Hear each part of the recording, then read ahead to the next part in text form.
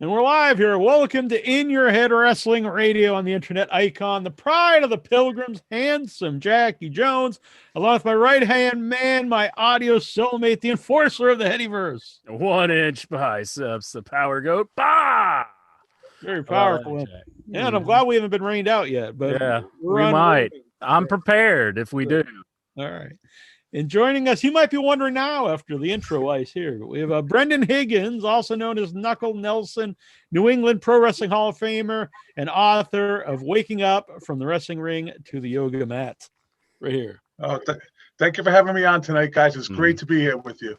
Yes, excellent to have you here. And I noticed you gave me a funny look when I said handsome Jack, and I will let you know that handsome Jimmy Valiant gave me his blessing years ago on the show to use handsome Jack as my moniker. Yep, that sounds good to me.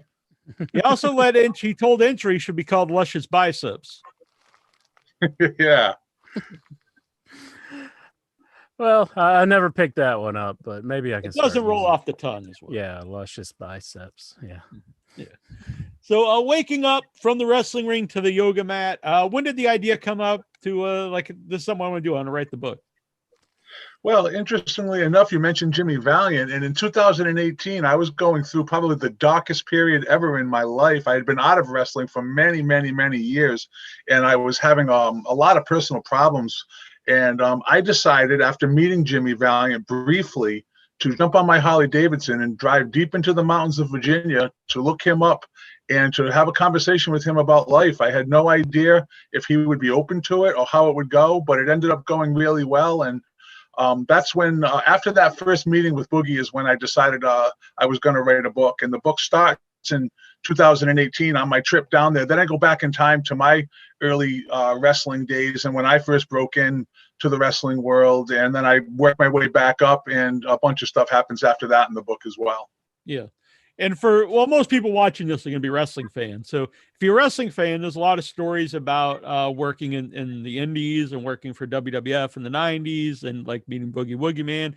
And if you're not a wrestling fan, which I don't know why you'd be watching this, but if you're not a wrestling fan, it's a story about someone bettering themselves, overcoming addiction. So I think it would appeal to wrestling fans and non-wrestling fans alike.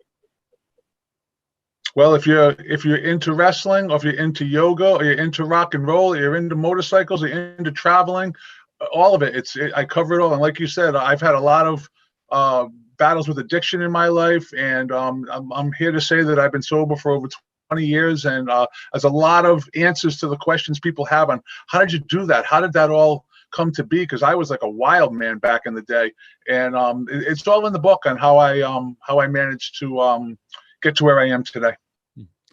Quick question about the addiction, because a lot of people in wrestling obviously have addictions. Do you think it's possible? Do you think it would have been possible to go through a wrestling career without drinking and doing drugs?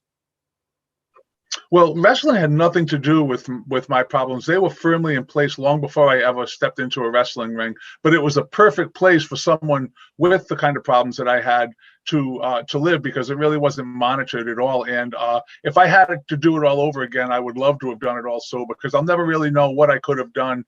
Or I was always high in the ring. I never had I don't think I ever had one match where I wasn't under the influence of something when I was wrestling. So yes, I think it's very possible. And I from what I see, it doesn't seem like there are a lot of people that are definitely now to that. Yeah, a much different vibe in wrestling. Guys go play video games, and which some people make fun of. Guys are going to play video games, but that's a lot healthier lifestyle. Yeah, something, I don't really what I was trying to say is, when I was wrestling, it was grown men. There was all guys in their 30s and 40s and 50s that were wrestling. It's kids now. It's all kids. So the fact that everyone, there's a lot of gamers in wrestling, that just makes sense. Yeah.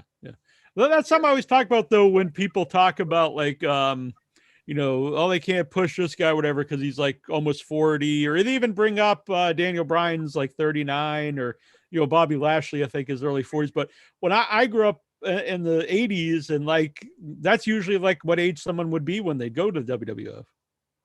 Yeah, exactly. I remember, though, I was in that transitional stage where it was starting to become more and more kids, where the Hardy Boys were showing up, and Edge and Christian. I remember talking to one of the agents backstage, and I had just come back from Japan, and he said they really like what you're doing. You're getting that international experience, and you're getting your name out there. And he said, "How old are you?" And I said, "I was 35." And he just looked at me and went completely silent. And I could just tell by the look on his face that I was just too old. I was too old for serious consideration at that point. Yeah. Well, I know I've read your book and everything, but why didn't you? Why did you pursue wrestling a little bit later than most people? Why wasn't it something you tried out when you were younger? Well, like you, I'm a New England boy, and I grew up here in Rhode Island, a huge Celtics fan and Patriots fan and Red Sox fan. But wrestling was head and shoulders above all the other sports for me. It was just, it wasn't even close. I loved wrestling more than all those other teams I just mentioned in sports combined. And through my teens, I followed wrestling in wrestling magazines because there was no internet back then. And into my 20s, still, I remember a friend of mine saying to me, "I remember when you used to have wrestling magazines stacked up to here." And I pointed to the corner of the room. I said, "You mean like that?" And I was in my 20s. And it got so bad I had to start doing it. Who is your I've read the book, but who are some of your favorites? Who really got you hooked in wrestling?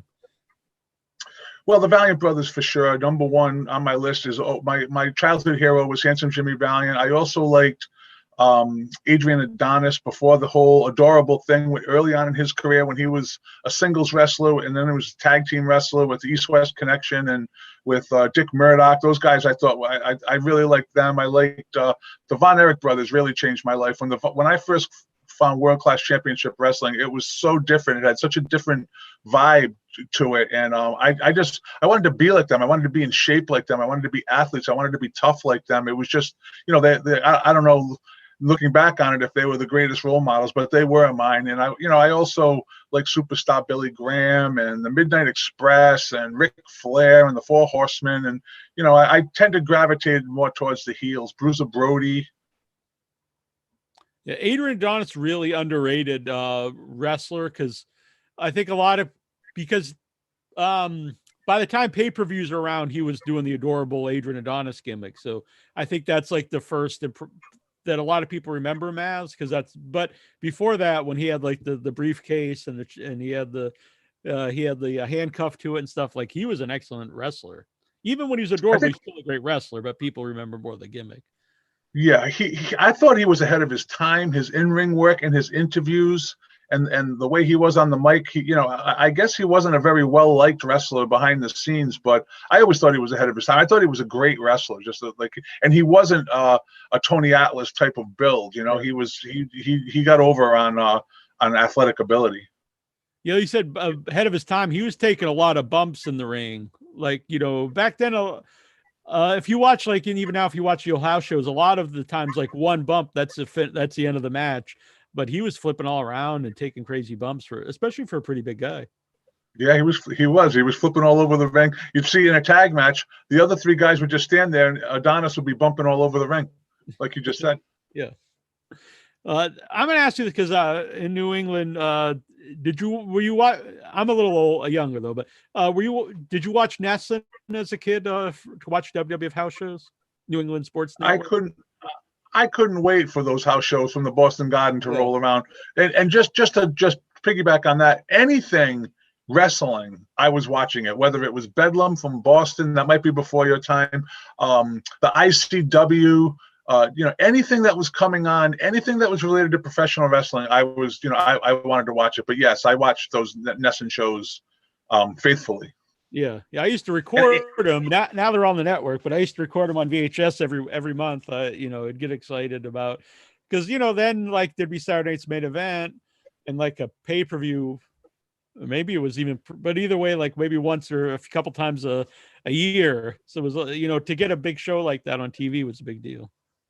Yeah, and I attended a lot of those shows too, whether it was the Boston Garden, the Providence Civic Center, the West Warwick Civic Center. Like WWF was around here a lot. The Rocky Hill Fair, the Warwick Musical Theater, Jack Witchy Sports Arena.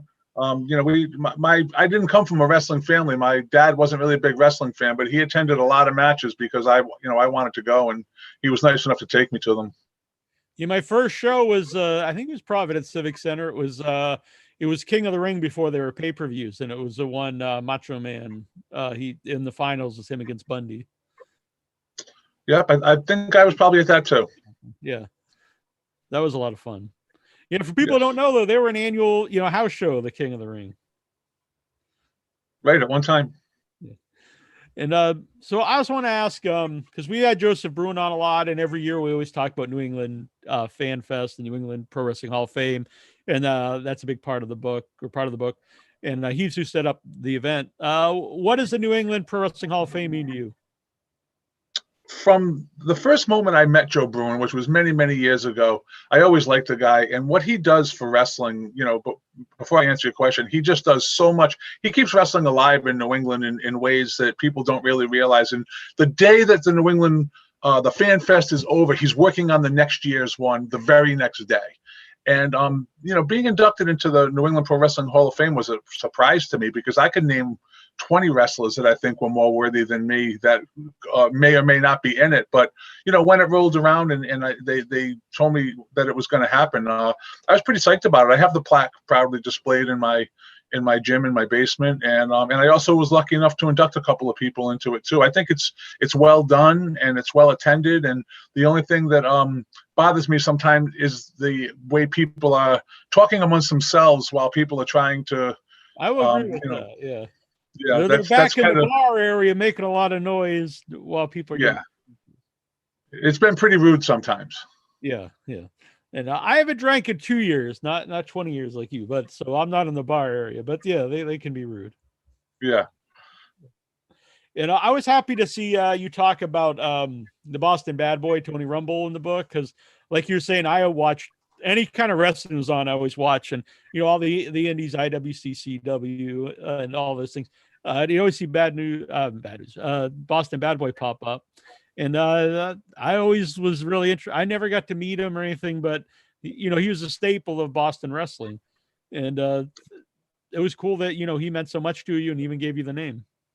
Well, anything I ever did in wrestling was thanks to Tony Rumble. When I met Tony, I was very, very green, and I just went to one of his shows in Massachusetts, in Hanover, Massachusetts, and showed up, said I had my gear, and he said, "You can wrestle me." And I wrestled him that night and under a mask, and he called me the next day and he said, I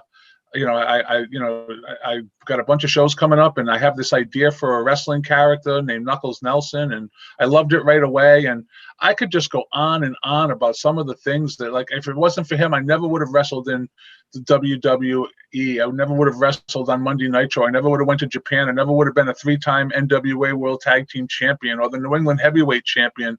All these things that Tony just and he never once asked me for anything in return. He just was a really selfless person, and it was a horrible thing when he died. He was 42 years old and he died of a heart attack, and it shocked us all, and it changed the landscape of professional wrestling in New England dramatically when he was gone, because everyone worked for Tony.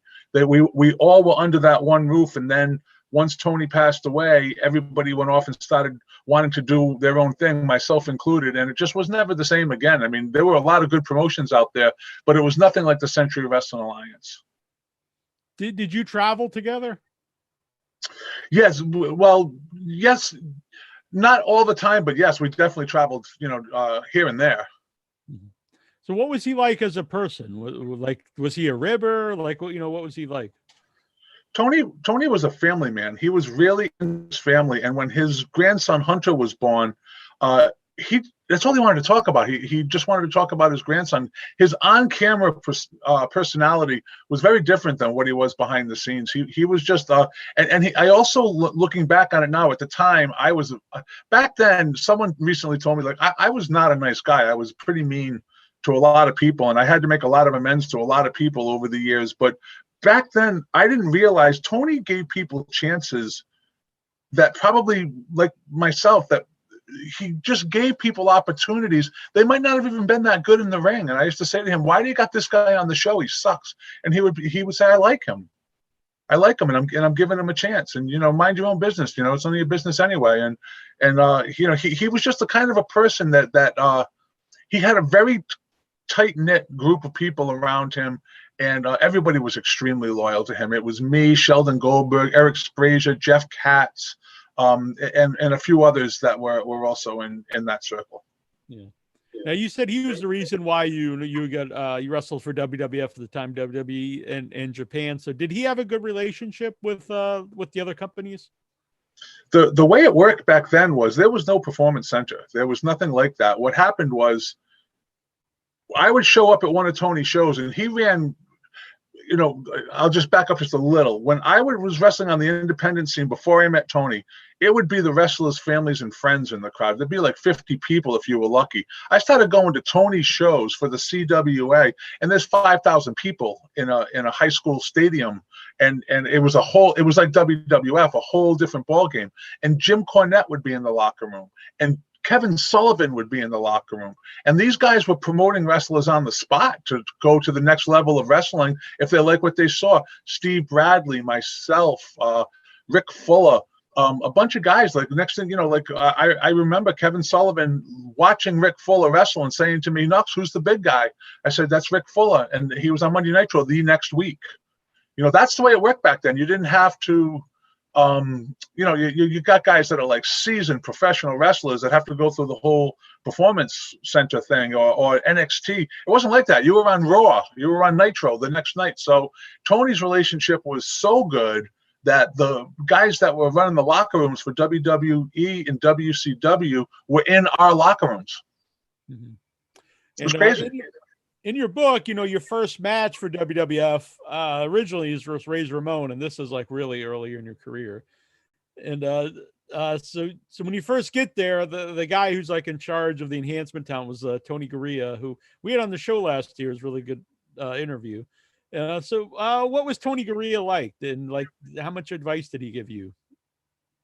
Tony Garea was a complete gentleman. He was always nice to me. He was always very nice to me up until the very end. And he would always ask me if I needed tickets for my families and friends wherever we were. And, because I would do the TV tapings all over New England. And I would say 70% of the time I didn't even wrestle. I would just show up, be in the back, and get paid and go home. And that used to drive me crazy because you want to be in the ring. You don't want to be, just like a standby guy. But Garea was he would anytime if there was a match scheduled, he would come over at some point and he would want to go over it, and he would want to know what's going on in the match, and he would offer changes or he would leave it like it was. But like Jimmy Valiant, Tony Garea is a legend. Mm-hmm. And you used the term in the book, jobber. So what do you think of that term? And did you take that as an insult when someone used the term? Not at all. No. Like when I look back on it now, I was 29 years old when I broke into wrestling with drug and alcohol problems. I was too slow. I was too old, and I was starting to get a bald spot. I was lucky to even be there, man. I was so fortunate to have been a jobber in the WWF. That was all my role was ever going to be. My first match in WCW was on Monday Nitro, and I'm expecting to have a competitive match, and they introduced me to the Big Show, who was known as the Giant at the time, and it was going to be against him. And it was like, okay, so, and same thing in WWE from day one. The match I had against Razor Ramon in 1993, I didn't even throw one punch. It was just getting your ass kicked, but I didn't mind at all. No, I wanted to be there so badly that, to me, that a guy that was just wanted to try wrestling and got actually in a WWF ring or a WCW ring or an NWA ring or a USWA ring in Memphis or in Japan, I overachieved. I really did. And you talk about in the book that, a lot of the guys were nice to you and make you feel like, you're just, one of the other wrestlers like Mick Foley and everybody. Was there anybody you wrestled any of those shows that weren't, that would either try to take advantage of you or just weren't like good people? I don't mention this in the book, but when you said that, it came to mind the Big Boss Man. When I wrestled the Big Boss Man, it was brutal. Like I don't know if I rubbed him the wrong way or what it was, but we had this whole nice little match planned out. And right before we went through the curtain, he said, "Forget everything. We're short on time."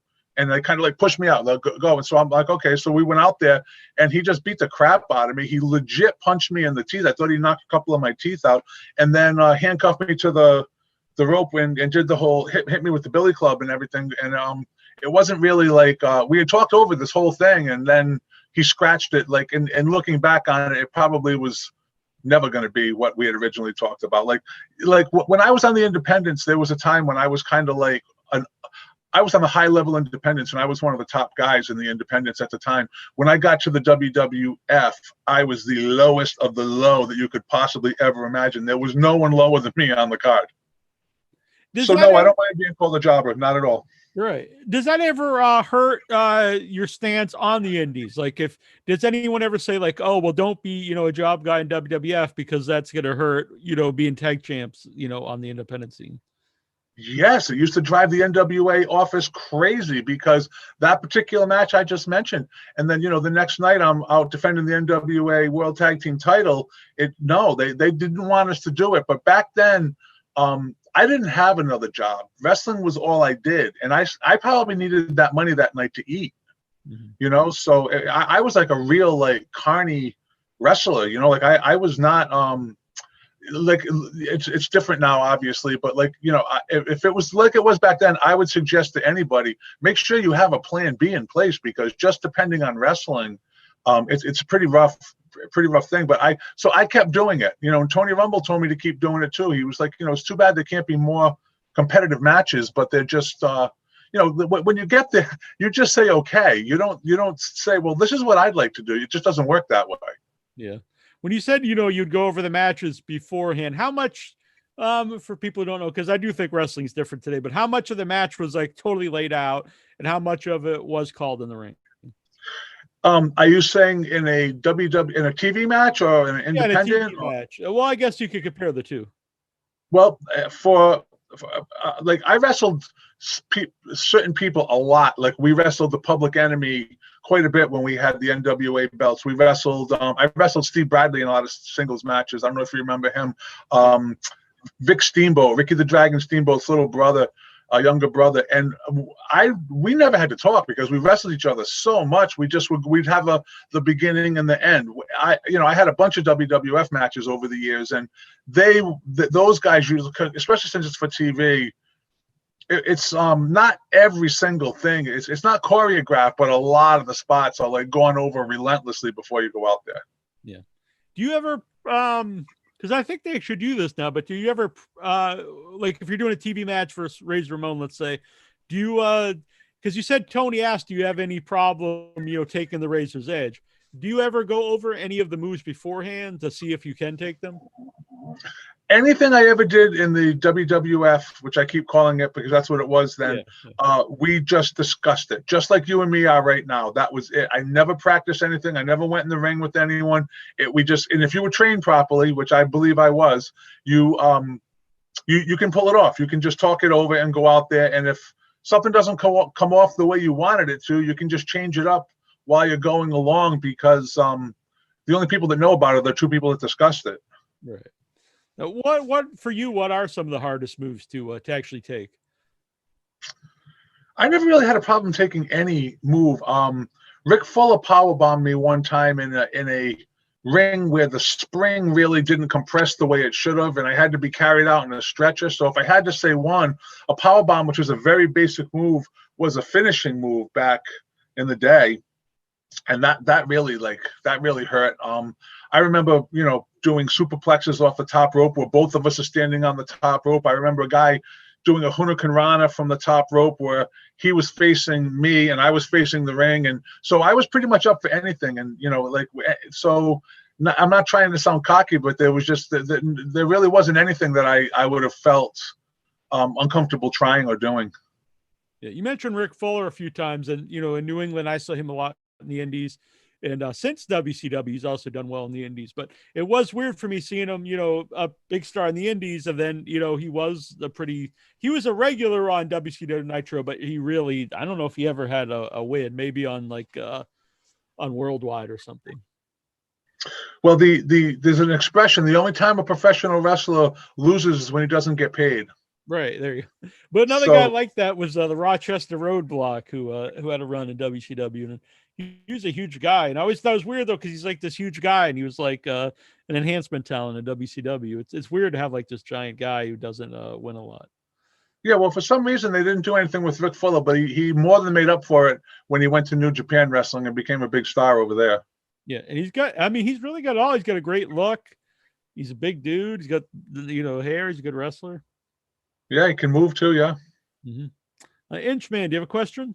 Yeah, I got a question from the chat room from Stellar Steve, and he wants to know: does Nelson practice TM or just yoga? Transcendental meditation. The type of yoga that I practice is called heated power yoga. It's vinyasa, and there is a lot of meditation that goes.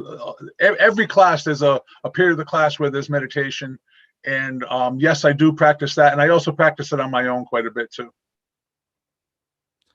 So, when did yoga come about? When did when were you presented with yoga, and this is something you think would help you? Well, in 2014, I had a 30-year run in the a 30-year run in the weight room, and I was like looking for something to replace.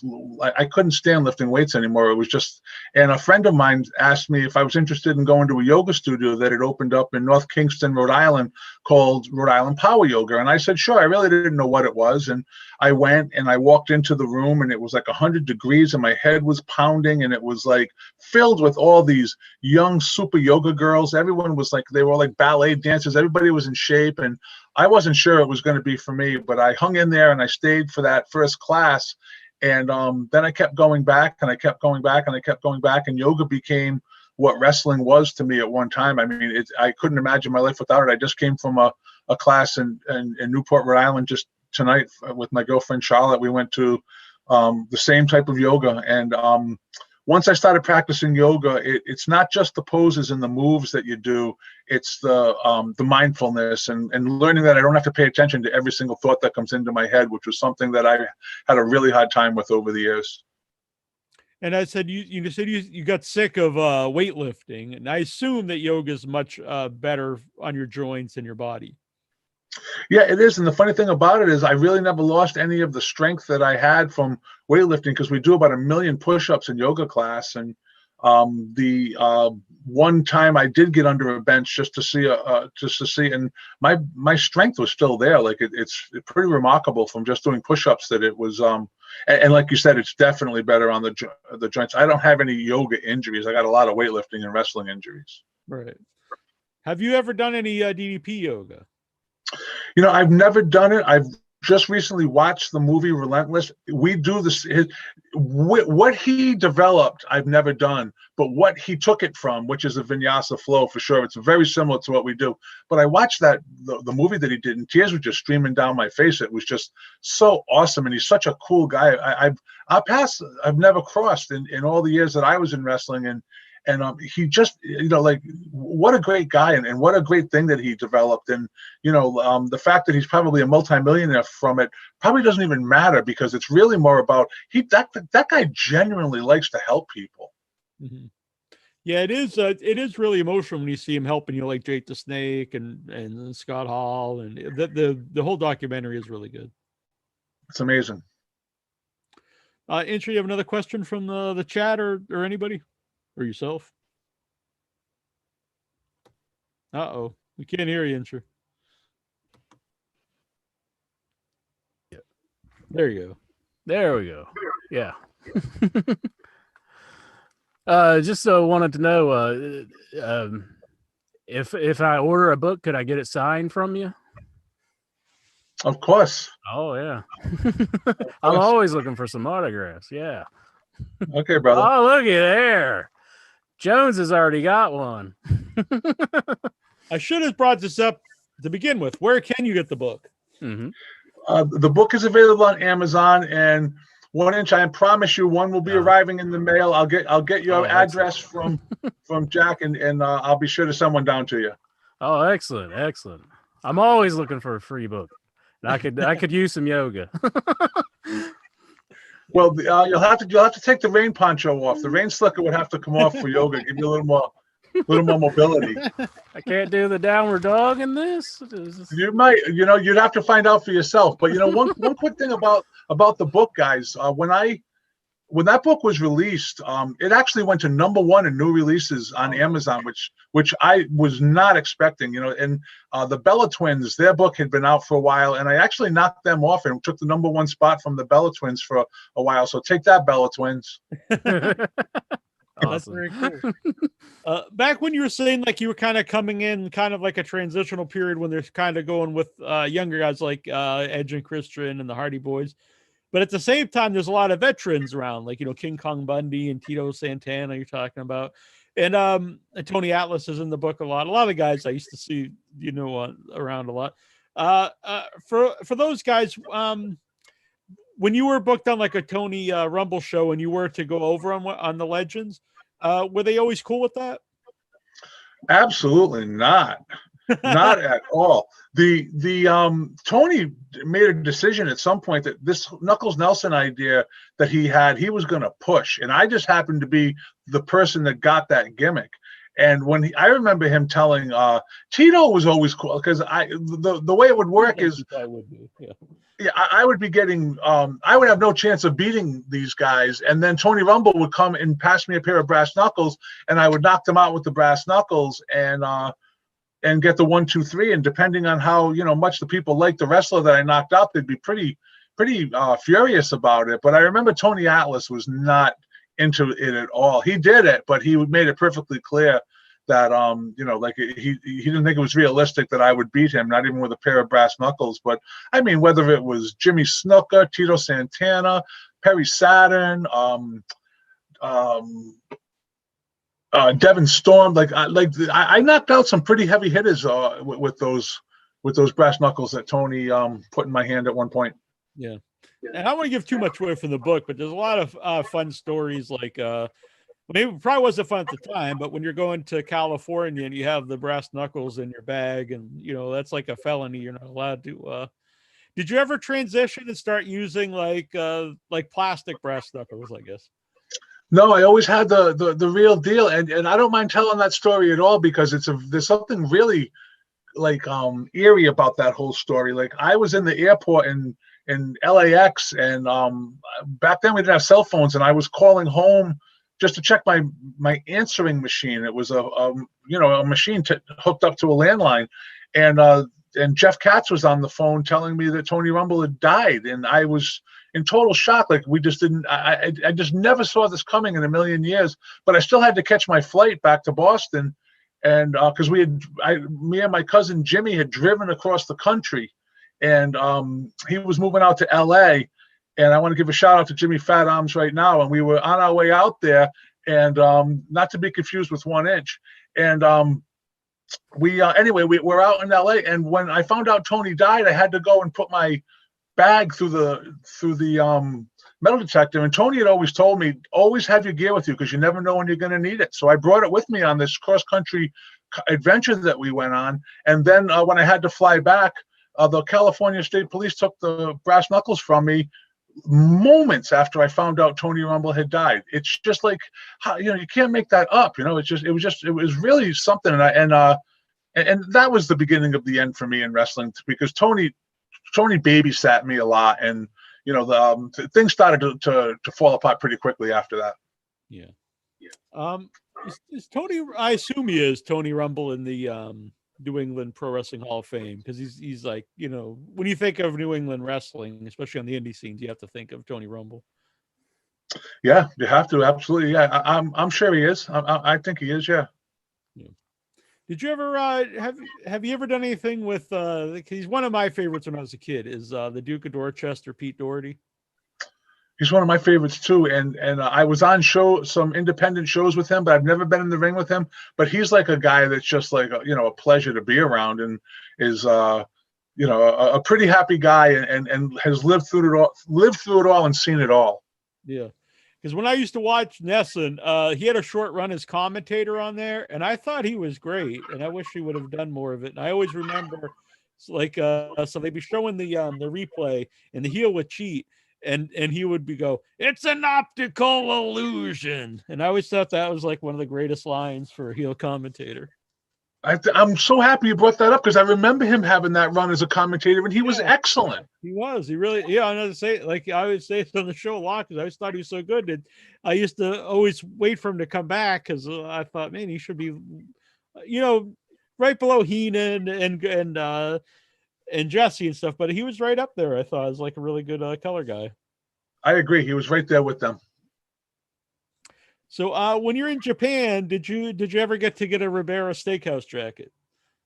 I did not get a Ribera Steakhouse jacket. We never went there, but I was really lucky to get to go to Japan. I went back and forth to Japan several times for Wally Yamaguchi over a 2-year period.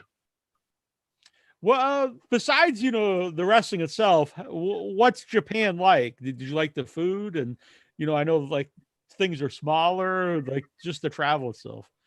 Yeah, we weren't in New Japan or All Japan. We were in an organization called World Pro Wrestling. It was basically an independent, but it was we traveled extensively. We would like land in Tokyo and end up all the way down to Fukuoka. And if you're not familiar with what that means, it's like going from the top of the country all the way down to the bottom of it. And we'd be in like small villages and big cities and small towns and in the mountains. And like we wrestled every night. And there was some really quality people on those tours, like Barry Darso and Wild Bill Irwin. And I can't say enough about Wild Bill Irwin, who reminded me a lot of Pete Doherty, actually.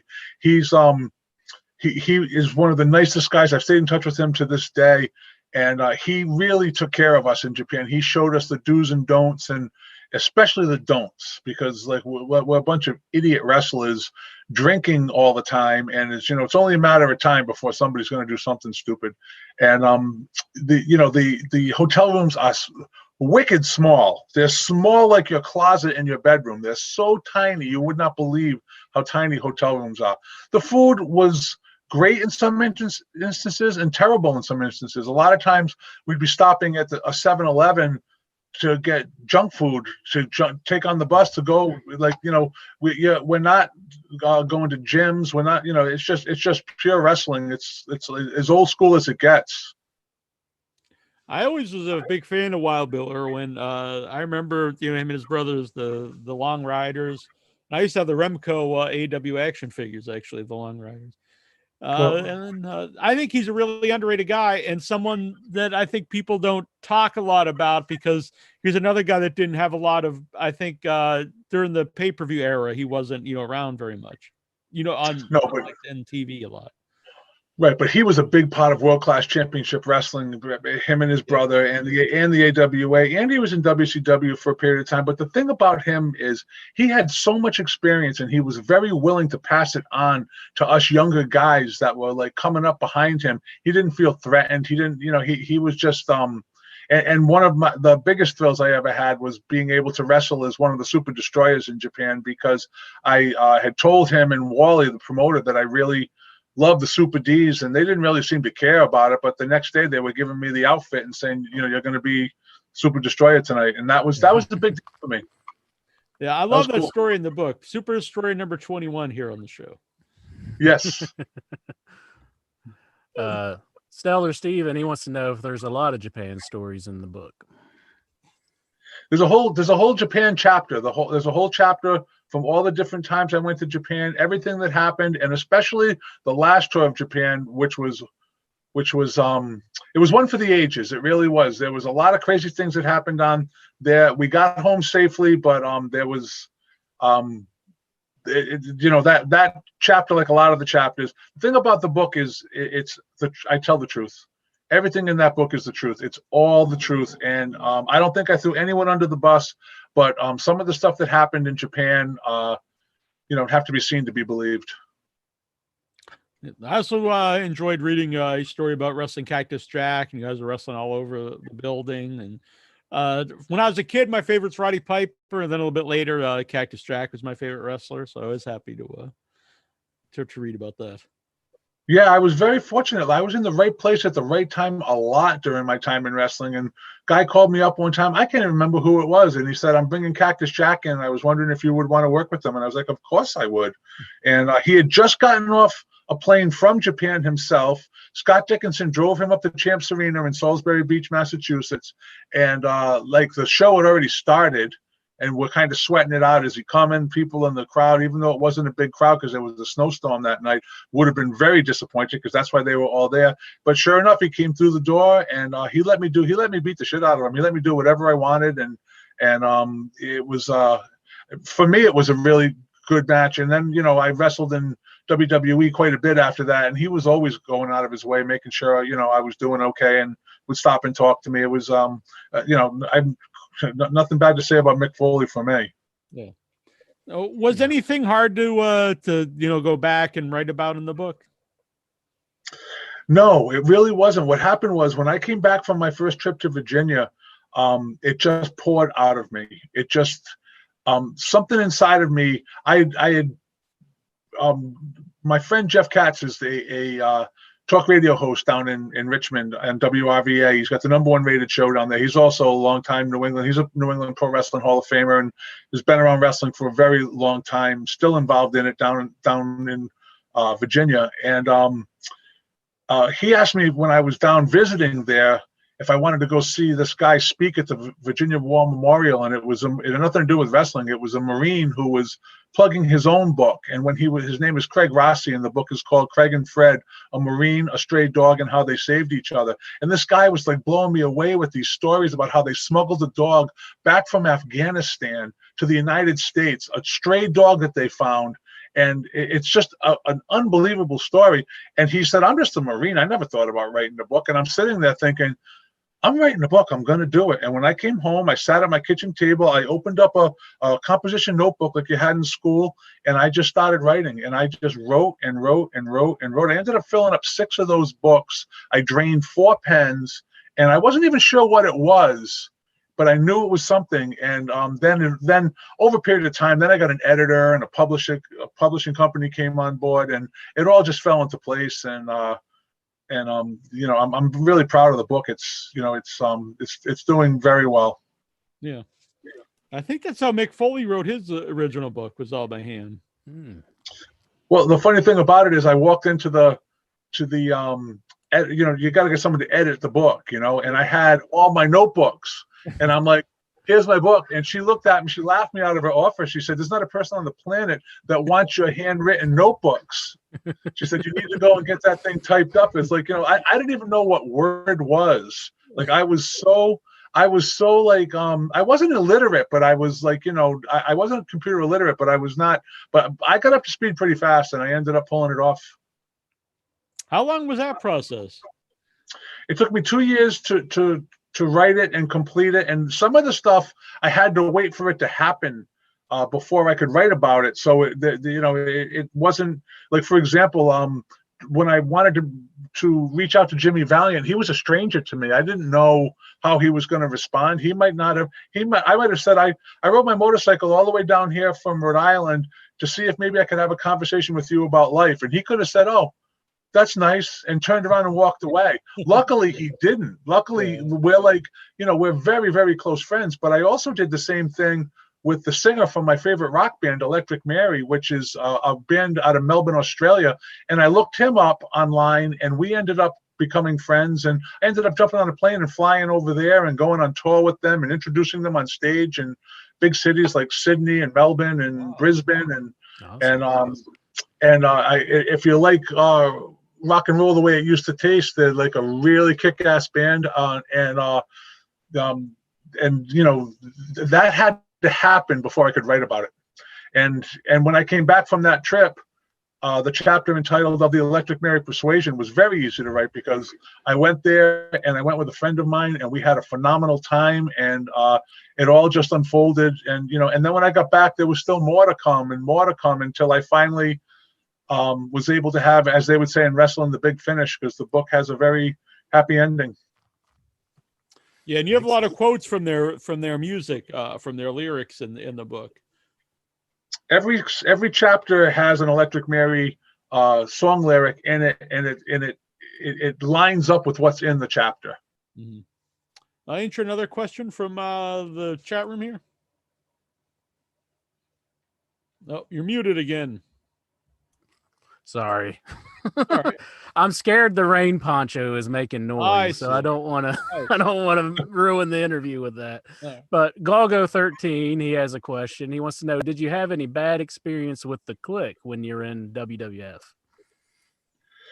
No, not at all. Like those guys were in a completely different level than I was. I wrestled Scott Hall long before the Click was ever even thought of, and I never wrestled Shawn Michaels or Kevin Nash. And I'm not from Killer Kowalski's wrestling school, but I'm a Kowalski cousin, as they say. I trained up there a lot with a lot of people, so Triple H was always cool to me because of that connection.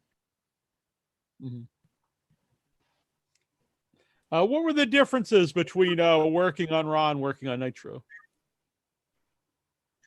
Monday Nitro was like brand new when I was there. It was like it was so exciting, and it was so like no one knew what was going to happen next. It was just like the fans were like out of control. It was so hot and everything. Raw was struggling at the time. It wasn't really like it was, they were scrambling to reinvent themselves. They were, that's when people like Edge and Christian and a bunch of other people that were, the WWE was trying to like build them up again. And so it was really at the time, I'm talking about 97, around 1997. Nitro was head and shoulders above them at that particular time. Obviously, WWE came back and kicked their ass in the end, but it wasn't the case at that time. All I can say is anywhere I ever wrestled on that upper level of wrestling, there was always plenty to eat. Everybody was always really cool. It didn't like I can remember being in the line for catering at WCW TV taping, and I sat down with my food, and someone says, "Anyone sitting here?" And I look up, and it's Hogan, and he sits down. And then Arn Anderson sits down next to him, and then Flair sits down next to him. And I'm just like, "Oh, just please don't say anything stupid. Don't say anything stupid."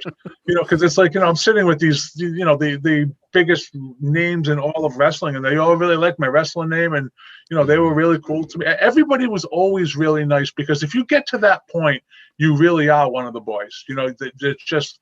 Different people have different size checkbooks. Right. Yeah. You said in the book that Arn Anderson said that was a great moniker, Knuckles Nelson. Or tremendous. Oh yeah. Yep, those weren't his exact words, but he did. He loved it. He loved the name. Yeah. And that, of course, is all thanks to Tony Rumble. So, as far as addictions go, which was the hardest for you to kick? Well, I was a daily pot smoker and daily drinker, and I had problems with pills too. And really, when I got sober in 2002, I was done. I was done with all that stuff. I knew something had to change in my life, and it was actually pretty easy to put all of it down. The thing that stuck around the longest for me after that was food. Was like I was running out of things to quit.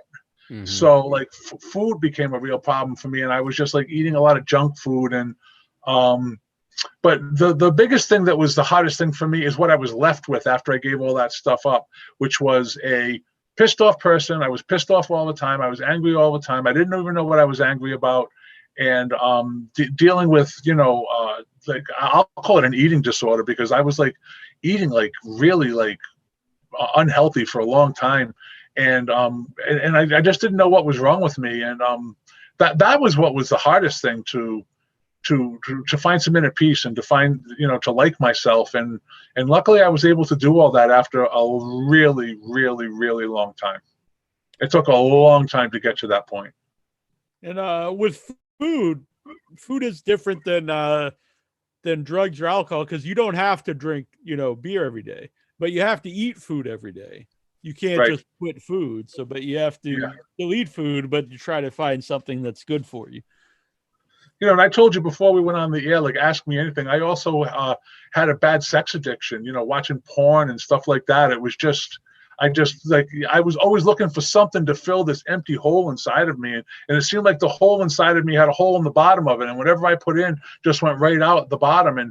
And finally, after a very, very long journey, I was able to conquer all of it. I really was. I was able to find some answers to all the questions that I had. And Boogie was a big help. Rusty Brown, the singer from Electric Mary, was a big help. A childhood friend of mine named Bob Catroci was a big help. Jeff Katz, and a lot of people that I met along the way too were really helpful and instrumental in me. Like I was suicidal. I was like, in 2018, there was no doubt I was wanting to check out, and because I didn't know what the hell was wrong with me, but I found out, and I was able to to be able to sit here and talk freely about it, because one of the things I can tell you from all of these experiences I'm talking about is I'm free. I don't have any secrets anymore. I would have never talked about the fact that I was a sex addict, or I was like an alcoholic or a drug addict, or I had road rage and I would get out of my car in traffic and like want to pull a guy out of his car. Like I would never, ever expose that stuff. I would want to act like I was normal, and I was as far away from normal. I was totally insane. Totally. It's amazing that I didn't end up behind bars, but I didn't. I was lucky. And, today I work for the Rhode Island Public Transit Authority. I'm a bus driver, and I have a great job and a pension, and I live a healthy lifestyle. And, so all's well that ends well. Yeah. Is that didn't stop during the pandemic? Because I know some of my buses here, like the people won't know this, but the P&B Plymouth Brockton bus, like it's been closed since last May. Guys, it was like being in a science fiction movie. I'd be driving. No, the bus never stopped. I would be driving around. There's no passengers. I'd be driving around like this guy that was like in a science fiction movie where everybody from the world disappeared, and the bus driver doesn't know what to do, so he just keeps driving his bus around. That's what it was. That's what it was like. Yeah, it really was. It was just like that. And I assume you were healthy. Did you get COVID during this, or? I haven't. I've been so far so good, and ridership has picked up again, but we have plexiglass between us that keeps me safe from and I wear the mask, and no, I never got it. So far I haven't. Good, that's good. I get my first shot tomorrow, so good. Oh, excellent. Yeah. Hopefully things will start going more back to normal. So what was it about Jimmy Valiant? I know he's like your favorite wrestler, growing up, but what was it about him that you thought, I would like to meet him and talk to him about life, and I think this would be something that will help me? Well, I met him very briefly at the 2018 New England Pro Wrestling Hall of Fame, and when he got up he was being inducted himself by Sheldon Goldberg into the New England. Uh-oh. I think we New England Pro Wrestling Hall of Fame. He froze up on us. And when Boogie got up to the podium, this was before any of this life transformations occurred for me, and I just found that everything he had to say, I felt better. Everything he said, I just felt better and better and better. And I was like, man, I'd really like to talk to this. Am I still there? Yeah, you're back now. Okay. Am I back? Yeah. You're talking about, we hear you good now. You're talking about everything that Jimmy Valiant was saying, hit home to you.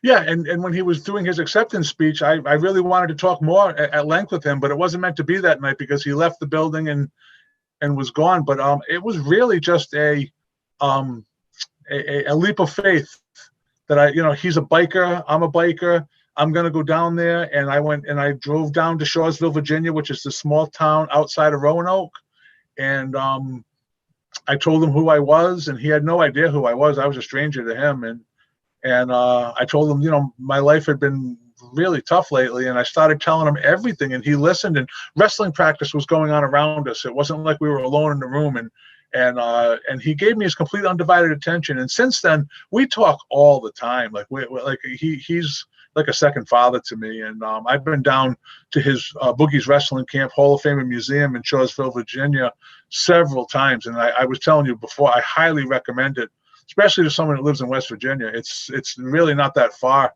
Yeah. And it's, there's so much wrestling. There's 5 buildings of memorabilia and history and You know, just so much to see. It's open from noon to 4 every Sunday, and it's well worth the trip. Mm-hmm. Oh, I definitely want to check it out sometime. That'd be awesome. Yeah. That would be a Yeah. cool in your head road trip. Oh yeah. Jack and Well, the man hit the road again. Yeah. Well, I can tell you guys this. There is something coming up that I'm going to be doing for Handsome Jimmy Valiant that I can't reveal just yet because I want to make sure my ducks are in a row. And if it happens, I'll be sure to let you know the date, and that might be the time to come, because it would be an opportunity to see. I'm planning on, it's a big surprise, and I'm kind of leaving, you know, like a lot out, because I don't want to say it's something that I want to do. I'm either doing it or I'm not doing it. It looks like it's going to happen, so I'll keep you posted. And if that happens, that might be the time to come, because we're going to have a lot of people there. I'm sure a lot of people from his wrestling past, a lot of the wrestling students. Boogie's Wrestling Camp has a big family of people that are a part of it, and hopefully this will all come off like soon, within the next few months. So I'll keep you posted on that. All right, very cool. Excellent. Do you still watch wrestling? I do. Of course I do. Like I watch a lot of older stuff on YouTube. I'm constantly for some reason going back to the old days. But when AEW burst on the scene, I enjoyed it immensely. I thought it was great. But as my friend Sheldon Goldberg would say, wrestling without fans is like a shower without water. Yeah, like, you know, when those first pay-per-views they were doing, and those first shows, and just the way they were just kicking the shit out of each other, because they, you know, it was just and you know, a lot of people put down a lot of the wrestling today. I find it thoroughly enjoyable. Like, you know, watching the Lucha Brothers or the Young Bucks or Kenny or you know, any of them. I just think they're awesome. Yeah, I'm a big fan. Before the pandemic, I got to go to a few of the live shows, once in Boston, and my friend listens to the show, Chi-Town Matt. I'd go down to Chicago, and we went to some of the shows, and it's one of the best live shows I've ever been to. The crowd's so, you know, when there's crowds so hot, and that really adds to the atmosphere. And stuff that they don't show on air after, you know, Cody and all the guys come out, and you could tell it really means a lot to them that, you know, everyone's there, and Cody was throwing his boots out to the crowd, and it was just a really nice time, you know. Oh, that's really cool. And of course, you know, Ring of Honor, the NWA, and there's more. There's other promotions. Like, there's so much good wrestling out there, and whoever would have imagined it was going to go back to this? I mean, there's plenty of places for young up and coming wrestlers and established wrestlers to go now and work. And hopefully, we are going to get back to some semblance of normalness and you know, have some big crowds and you know, and the run that the wave that wrestling is riding right now will continue. Mm-hmm. Yeah, because like you said, it's just, even if for whatever reason someone doesn't personally like AEW or Ring of Honor or Impact or anything, the more wrestling promotions out there, the better it is for wrestling, because more people can make a living in wrestling, and more places for people to go. If you get burnt out in one company, you could go to another company. Exactly. But yeah, it's an exciting time again for wrestling, especially now that it seems like at least there's somewhat of a crowd. WrestleMania had a pretty good crowd, yeah. So hopefully going forward we'll get the crowds back. Because with no crowd, it really, and it's no fault of any of the wrestlers or anything, because what can you do? But it just doesn't have that feel to it when they're out there wrestling in front of nobody. Well, as a fan, I couldn't agree with you more.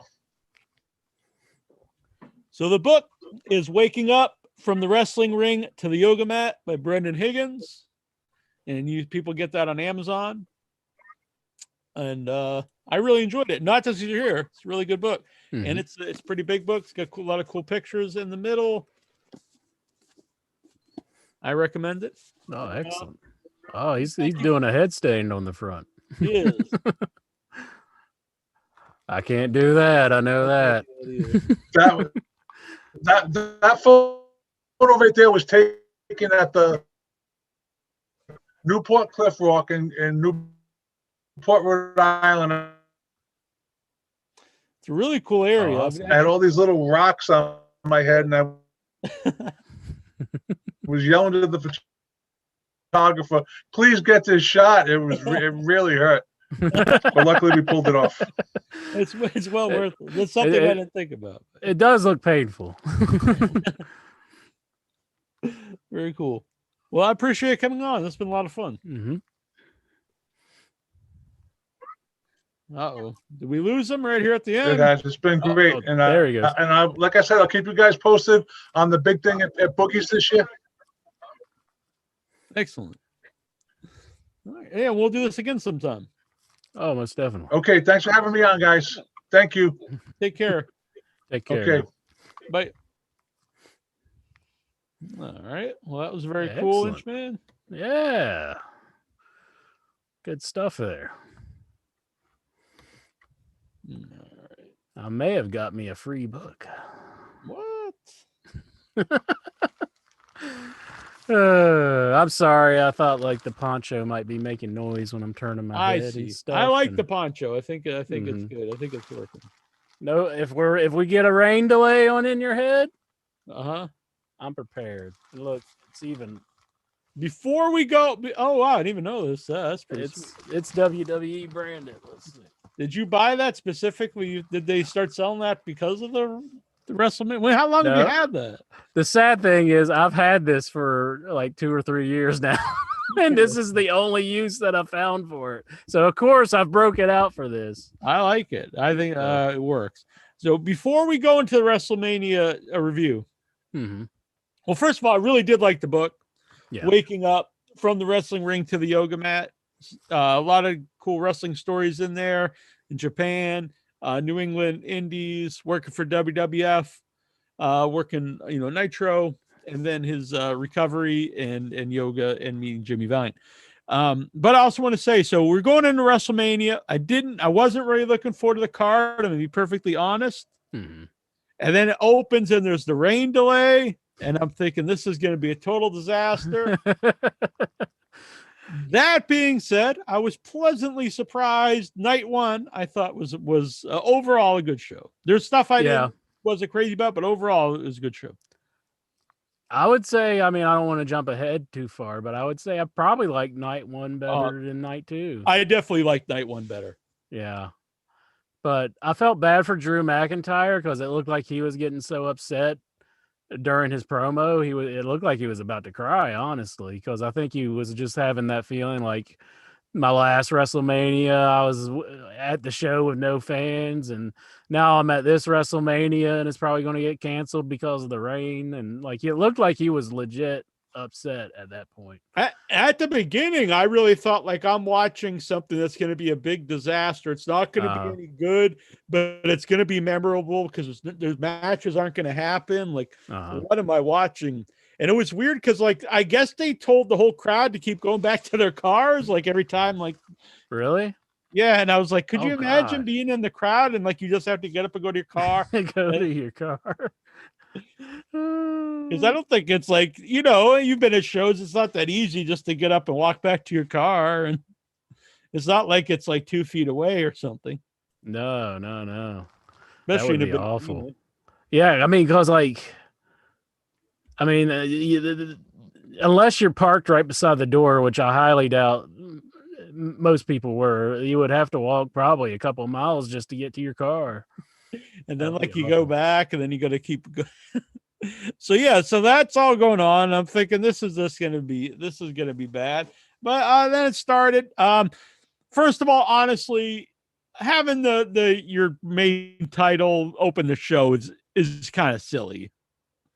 Like I actually don't have a problem with, especially when we get to the match. I don't have a problem with the women's belt main eventing the show, but that doesn't mean you have to have your main title open the show. You know what I mean? It could be, right before that or in the middle. Yeah. I don't know. It seems strange. Yeah. I thought maybe the placement of that, maybe they wanted to make sure the title match was on the show. Maybe they thought the rain might have come mixing in again, maybe. And like maybe they couldn't do the whole show, so they wanted to get that match in. So at least they had their main event, but still, it was weird having it be the curtain jerker. After watching it, they just the match wise, they made the right choice for what came last. Honestly, we'll get to that. But Bobby Lashley versus Drew McIntyre. it was a fine match. I wasn't crazy about it. It was kind of just too. It wasn't that. It was fine. I wouldn't say it's bad. I wouldn't say it's like a WrestleMania match I'll remember. Mm-hmm. I was very shocked by the finish. Yeah, yeah. I was like Lashley surprised. as champ. I'm not crazy about his matches. I like the character and him and MVP together. I was very surprised though that the guy that seemingly is like, you would think this is the guy that WWE wants to be their new guy, to get basically, he didn't tap out, but he just submits in the end and really clean. There was a little interference, but no like real cheating. So it was very surprising to me. Yeah, it was surprising to me too. I was shocked. I thought that it was just a given that Drew McIntyre would have won. So, and I do like it when wrestling is unpredictable. I mean, sometimes it can be just shocking for no reason. Yeah. But I mean, I was all right with put it. them over strong, and then they kept talking the rest of the weekend about the Almighty Era. So I get it. It's weird though. Both shows has the strong heel champion. You think when you have two shows, you might want to, instead of kind of the same thing, like you have the big unbeatable heel champion on both shows. You think maybe you'd reverse, try to have the other show a little different, but whatever. This next match I thought was just bad. This was maybe the worst match. Well, maybe there's probably one I didn't like, but this was not a good match. The tag team turmoil match with all the women tag team. Yeah, this is bad. Well, the two teams that I even cared about, I was like, it's going to be Riot Squad or it's going to be Carmella and Lana, because I could figure them doing something with Lana because they had that whole storyline with Nia Jax and everything. Yeah, right. You would think that builds up at least. And then it's like the team that I thought had absolutely nothing going for it is the team that won. Yeah, and I'm like, what? Like who wants to, like, okay, if you're gonna think like one wrestler is gonna be on two nights of WrestleMania, it's not Tamina, yeah, and Natalya. Yeah, I like Natalya, but it's like this isn't like a hot team, maybe they're trying to improve their status in the company, but you don't do that on WrestleMania. This is WrestleMania. This is the main show, you build them up beforehand. And I mean, you can really, to do this kind of match to begin with when there's only one established team in the whole thing. The Riot Squad's the only team that like has actually been a team that I know of. I mean, but the other ones might have been a team once or twice, but they're not like what you think of as a tag team. Brains, he brings up the slip that Mandy Rose had whenever she was coming to the ring. I think, and some other slips. There's some other slips throughout the match, but yeah, this was bad. Yeah, just a bad match. Bad match. Lots of botching by everybody. Botchamania approved. Yeah, it was bad time. The next match, this was the first match on WrestleMania that I felt like, oh wow, we're watching WrestleMania, because this one was good, and it was Cesaro and Seth Rollins. I thought this was really good stuff. Great moment for Cesaro. Brings him up for sure. Hopefully they follow up on it. And it seems like Seth is comfortable with working with Cesaro and, taking a step back and, helping his buddy out. It's only taken him like 5 years to finally, hey, maybe we should do something with this guy. Yeah, really.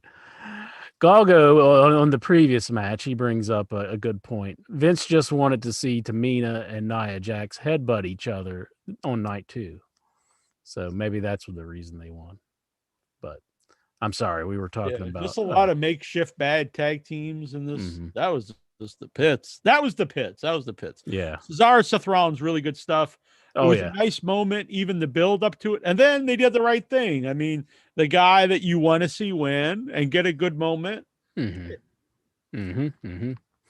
I was happy for Cesaro. You could tell he was pretty happy about getting the win on WrestleMania and having a singles match on the actual show. So, and I was happy for him because I Yeah. mean the guy's been around forever and he's been over at various times and he's never really had that big spot. So, and good for Seth Rollins for doing that for him. Yeah. You know? So, the next match was, I mean, it was fine, but it was AJ Styles and Omos versus the New Day. I thought New Day they really sold Almas. Oh yeah, Whenever he got into the ring, because they had that moment where they kind of stopped and they looked at each other like, "You believe this?" You know, I thought that was well done on their behalf. probably to his detriment. Kofi is a guy like that will really put people over by selling. But I don't know if it's. I mean, it's helped him, and the fact that they use him a lot, but it's also probably has hindered him in some way because he got really over and was champ, but it really didn't go anywhere, and then he got killed by Brock. And I don't know if like the really established guys should just get destroyed like this, but they want to get over this new giant, and the guy is giant. I don't know. This was no way to tell if there's anything there or not. I kind of think there probably isn't, but they're protecting him. Yeah. At this point, it seems like. And we're in a weird era of wrestling where I don't know if just a big giant dude who's not necessarily very good can really how far they can get. I mean, when you look at him, he is impressively tall. I mean, because like he towers over everybody. Doesn't have like a lot of charisma. No, not that I've seen thus far. But it almost looked like he was giggling like a kid, like pretending he was wrestling. Maybe. I mean, I'm sure he's pretty green. I'm sure he hasn't. I mean, because they get a big guy like that in WWE, they want him in the ring just like instantly. Which he's been around with AJ for a while, but I mean, how much training has he honestly had? Weird. AJ went from Undertaker's last WrestleMania to like this weird tag team match. Oh, we forgot about that. Stellar Steven brings up Cesaro's UFO was cool when he was doing the airplane spin with no hands. Oh yeah, sweet. Yeah. A good point there, Steven. And Brain says Cesaro has a natural likability. Oh yeah, definitely. Former guest on the show. So this was fine. I mean, it was, I hate that saying it was what it was, but it was what it was. Braun Strowman versus Shane McMahon. This whole build-up is just bizarre. They build it up that Shane is a bully to this giant man. Yeah. But I have to admit, I do like it because like just that there's an angle where he takes a moment to take out 2 big buckets of slime and pour over somebody. It's so bizarre. I'm just like, okay. To me, this is like if Revenge of the Nerds, if Ogre just beat up all the nerds. He was the hero of the movie. Yeah. Okay. And the nerds were picking on Ogre. He's fighting for all the idiots. It's like, I've been called dumbass, and now I'm gonna fight for all the dumbasses. I'll say Shane took a hell of a bump off the top of the cage. I don't know how smart that was. Yeah. Oh man, to be doing that now. I did like the spot where he ripped the cage open. I did too. That was legit a good spot. That was cool. I thought that was really neat in that match. This was actually better than I expected to be. Getting a lot of comments about Cesaro in the chat room. We keep going back to it, but Glaugo13 says he really wishes Cesaro would have jumped to AEW. As I would think, he is a guy that will always be at a certain level in WWE. He could also have new opponents in AEW. I agree with that. I even if they throw him a bone here, I kind of doubt. I remember that time when he body slammed the Big Show over the top rope in the Andre the Giant Battle Royal, and that seemed like a cool moment to go somewhere, and it never went anywhere. So. He's gotten over a few times, and it never goes anywhere. So we'll see. The next match, I'm going to break from the internet. A lot of the internet thought this was great. I was not a fan of this, but it was Bad Bunny and Damian Priest over. They beat Miz and Morrison, and a lot of people were really praising Bad Bunny. Maybe there's a little Jim Cornette in me, but it's like this 100-pound dude who looks like nothing, and he's doing all these moves to guys. He's like beating him up, and then he's Mhm. doing Canadian destroyers outside of the. It just looked really goofy to me. Yeah. I mean, as far as his performance goes, I think it was all right, but was the match doing much for me? Not really. Honestly, I was sitting there feeling bad for Miz. I was thinking, the Miz is so talented, And Morrison, and honestly.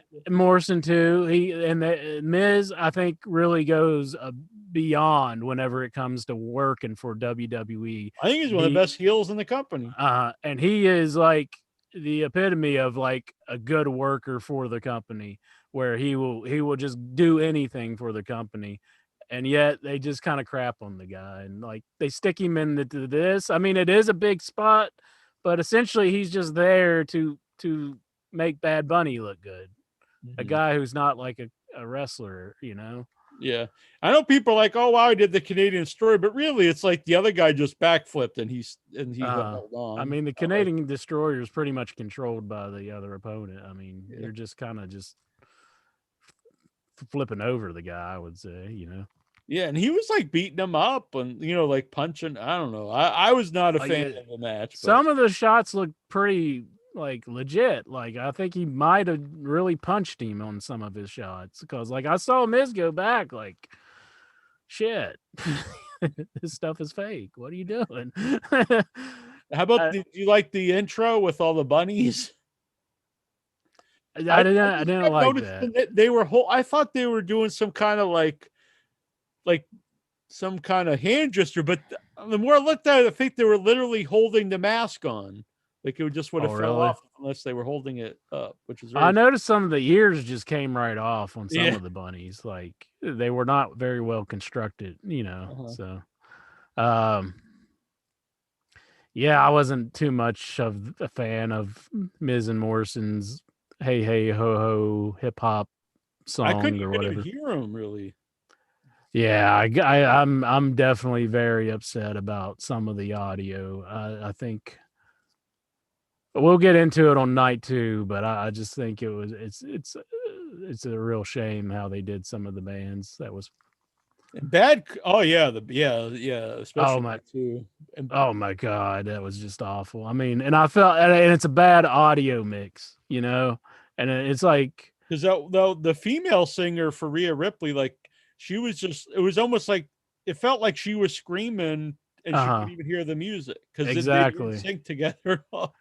I thought that was just awful, because they're this band, they probably haven't been on a big stage like this much in their life, and the audio person for WWE just really screwed them over, because I mean, the song sounded like shit. I mean, Yeah. all you could hear was the lady singing, and it sounded, I don't know if that people were playing the track or if they were really playing whenever this happened, but you could not hear anything but Yeah, the and lady I don't, singing. and I think it wasn't synced properly. It was Yeah. like the music was a little bit before, it wasn't matched up, so the lyrics did match the track.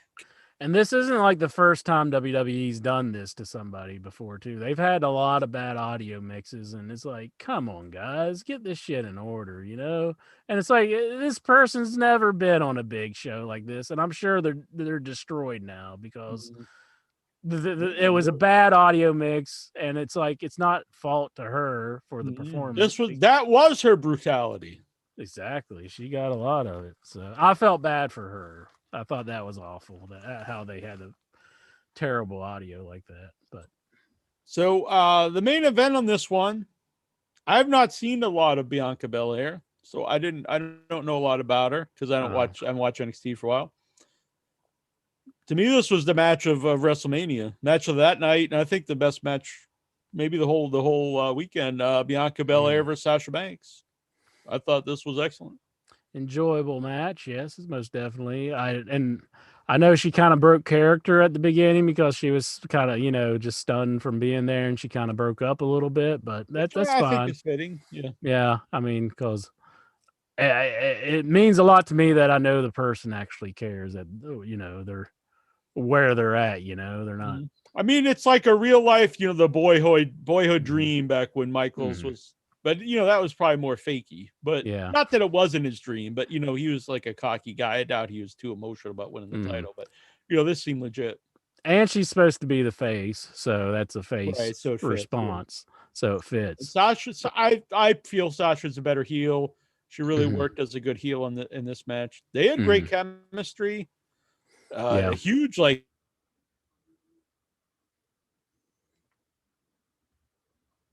a big like cut up her side from getting whipped with the hair. That was kind of Now, when she hit her with the hair, I was thinking somebody added that audio. Like, I don't think hair could make like a whack, like a just a whack, but maybe it did. I don't know. So, I mean, I think when like a horse's hair, like if they hit you with their tail, sometimes it really hurts. So, Yeah. but like, I guess it could really hurt. So This was great, and it wasn't. Sometimes they'll make sure that they put a women's match in the main event to make a statement like, "Hey, the women are here." This felt like a legit main event, and it was. They both of them really rose up to it and put on a great match, and yeah, it was deserved in its spot. yeah.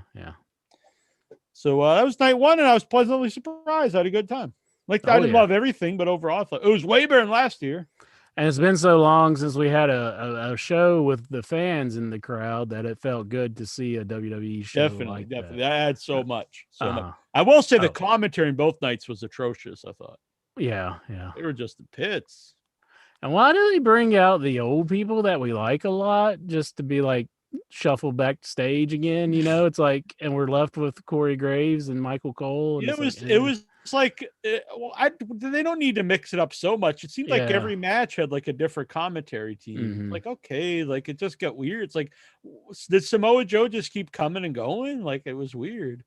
Yeah, I don't get it. One match and then he'd be gone, and just seems like just a waste of time. And they had America the Beautiful sang by some performing artist. Yeah, I didn't know. I'm not familiar with them. And then people yell at me. I don't know them either, so they can yell at me if they want. But I guess she's pretty famous. So yeah, Dobbs was jacking off to her. Yeah, was he? How about that? But I just want to say on night 2, they didn't do it, but they showed from clips of the wrestlers standing outside from the first night. That was the worst. Why would you do that? I mean, the person's in the ring singing "America the Beautiful," and it's like, well, these are clips from the first night. We won't even bring them out. They show the live singer, and then they show a clip, which you assume the people are all on the stage watching it. But that's from last night, so they show the reaction of the WWE wrestlers from the previous night to the previous national anthem. But they show that interclipped with the new one. Like, why even show that at all? Yeah. Either just show this person sing, or have all why can't the wrestlers come out twice? And if they can't, just show the person sing. Yeah, because it made her look bad, I think. Like, yeah, it was weird. Canned footage. Why would you even do that? Canned footage of wrestler reaction. It's like, were they just trying to bury this lady? Why didn't they do that for the wrestling? They'd be like, they could just show crowd reactions from like an Austin match during the Attitude Era, and like previous, like this was from 1996. Now I will say that I watched a little bit of the Hall of Fame, and I thought it was absolutely horrendous. I agree 100%. Oh my god! I couldn't finish it. Sucked. Why didn't they do people sitting at like they used to do it when the wrestlers would be sitting at their own tables, and get reactions from that? And from what I understand, the crowd wasn't even really there. Oh, really? That was they did the acceptance speech with no one, and then they just put in old footage of Battle Dome stuff. Oh my god, it was awful. Yeah, it was so phony. Every speech was clearly just scripted. I got to no passion. I got somewhere past Juice and Thunder Liger, and I was just like, I can't take any more of this. This is just bad. I had to watch the NWO. Yeah. And it was so phony, and they spent the whole time just thanking WWF for the NWO. And I was just like, what? Yeah, you want to talk phony. It's like, WWF had nothing to do with the NWO. it was so bad. They were just like, of course, and they reiterated this several times. None of this would have happened if we weren't, big stars in WWF. And then they made it that the NWO was WWF invading. And I was like, all right, guys, Jesus. I didn't watch your speech, but that would have been horrendous. Oh I'll my say, gosh. Scott Hall. I mean, not Scott Hall looks pretty rough, but Sean Waltman looks really good. I'd like to see him come back. Yeah, he did look good from the little bit of footage that I seen. So What did you think of Titus and Hogan together? it was just strange. I mean, like you had one guy who was like who clearly should be there, and then the other guy who's clearly out of his league. Like, yeah, and they booed the guy, and they booed Hogan. Yeah, why? Is it because of the I think stuff? Probably. That's been a while ago, but I don't know. That's been forever ago. I mean, I think they're better off just not having a host. You don't need a host. It's just dumb. Yeah. This night 2 is even dumber when they're dressed as pirates. I think that was night 2. Mm-hmm. Anyway, it was dumb.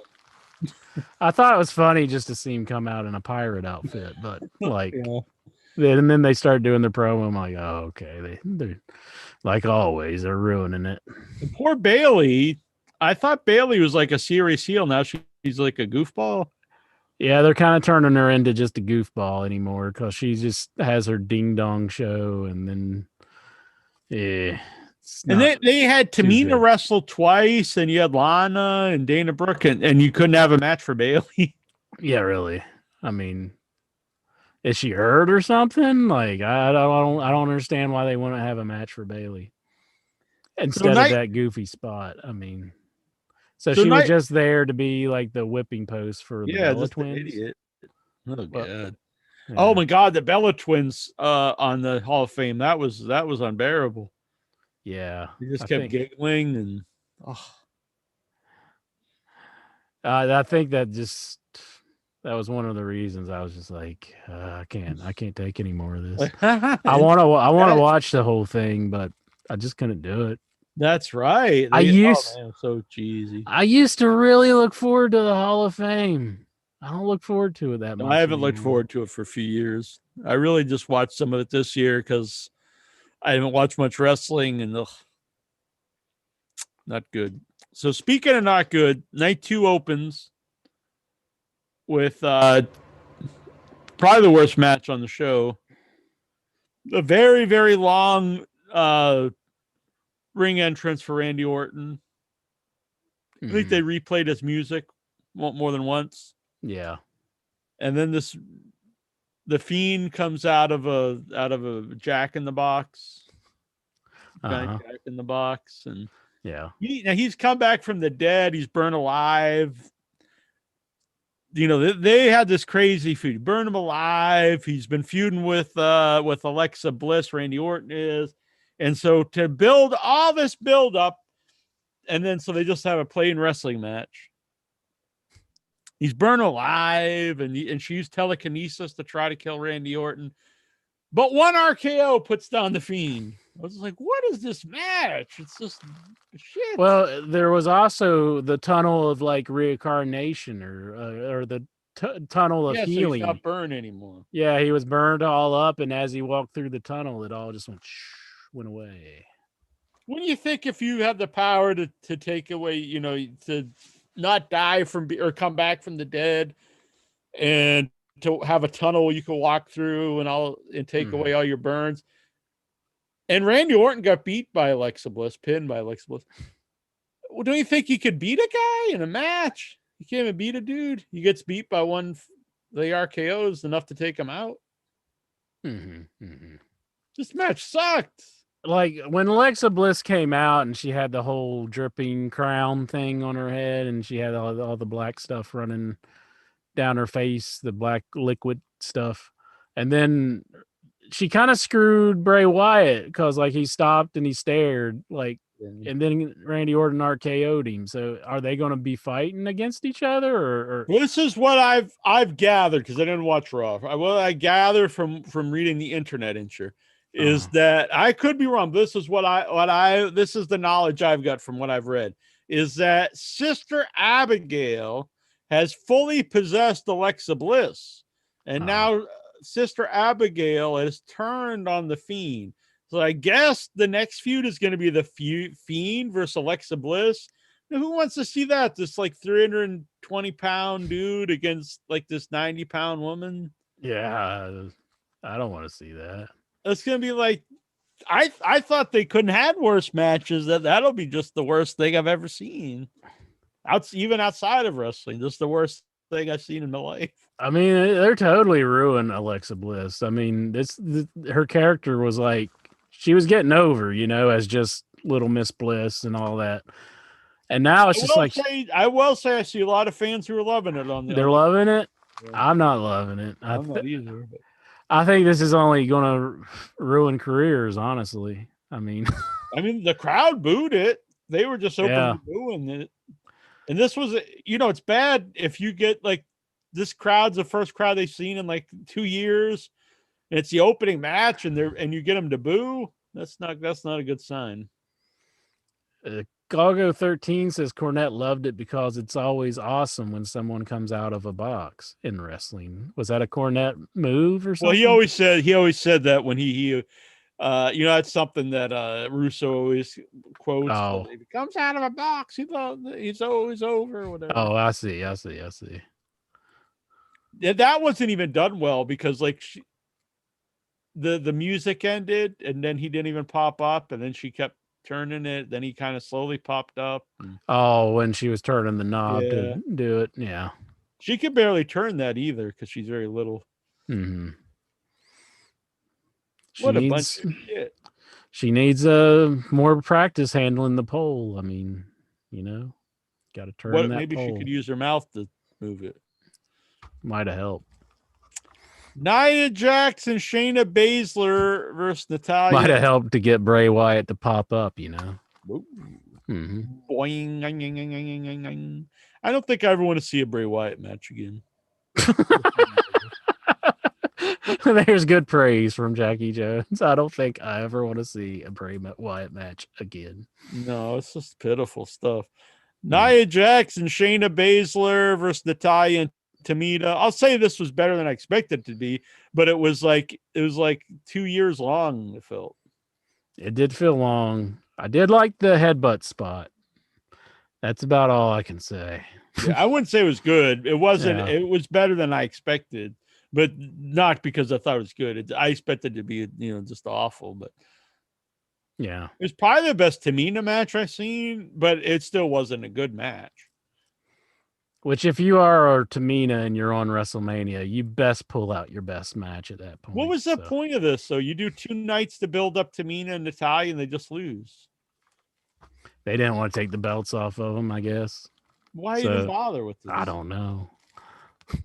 They had 2 nights of wrestling, and they had to do something, I guess. Then there's guys that weren't even on the show that could have been on the show. Mm-hmm.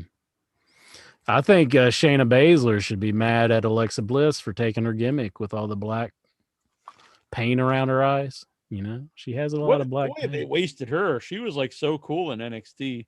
Yeah. Now she's like the loser of the team. Hmm. Well, she kicks Asuka's teeth out.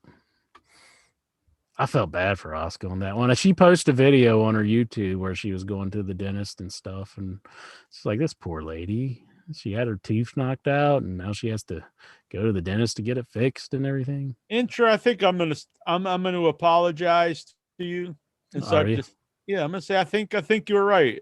I think Nia Jax isn't very good.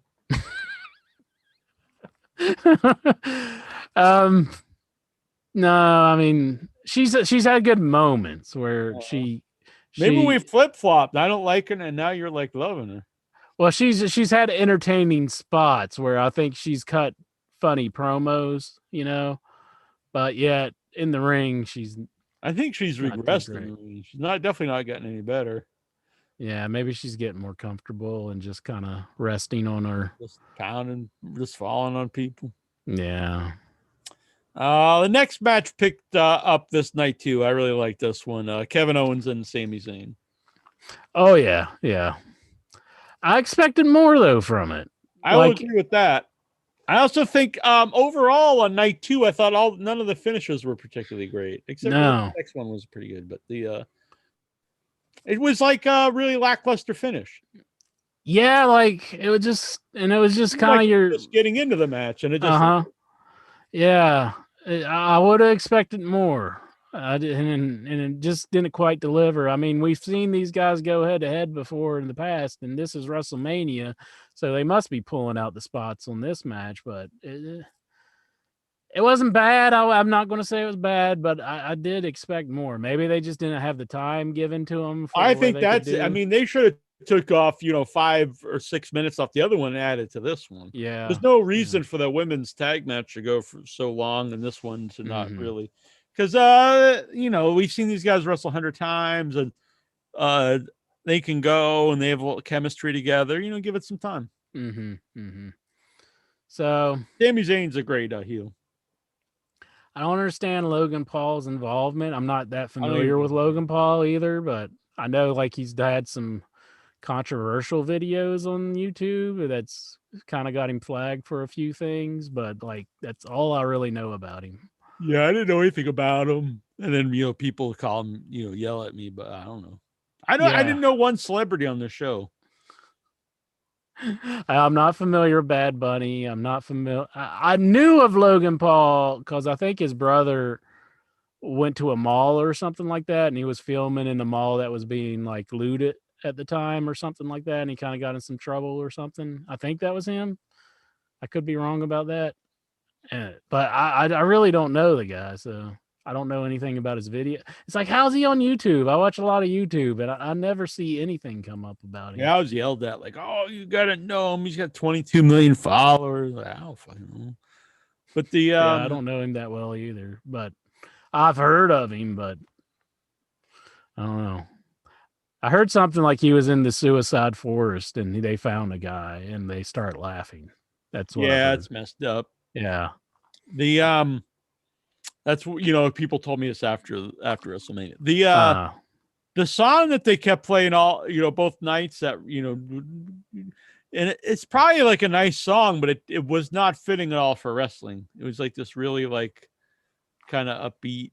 It kind of I don't even know what it is. I think it was by The Weeknd or something. But The Weeknd, yeah. It kind of reminded me of the song that Buffalo Bill dances in the mirror to. It's like Goodbye Horses kind of feel. Well, his songs are all kind of like that. It seems like kind of mellow and kind of like. It wasn't like you think a guy's beating the shit out of each other, and this was. Yeah, it doesn't. They play it like 8,000 times. Sheamus versus Riddle. It's kind of like when they had Sledgehammer as like it's like, I wanna be Sledgehammer, and it's like. I don't associate that with like, hey, these guys are fighting. Triple H was a sledgehammer. Well, that's true.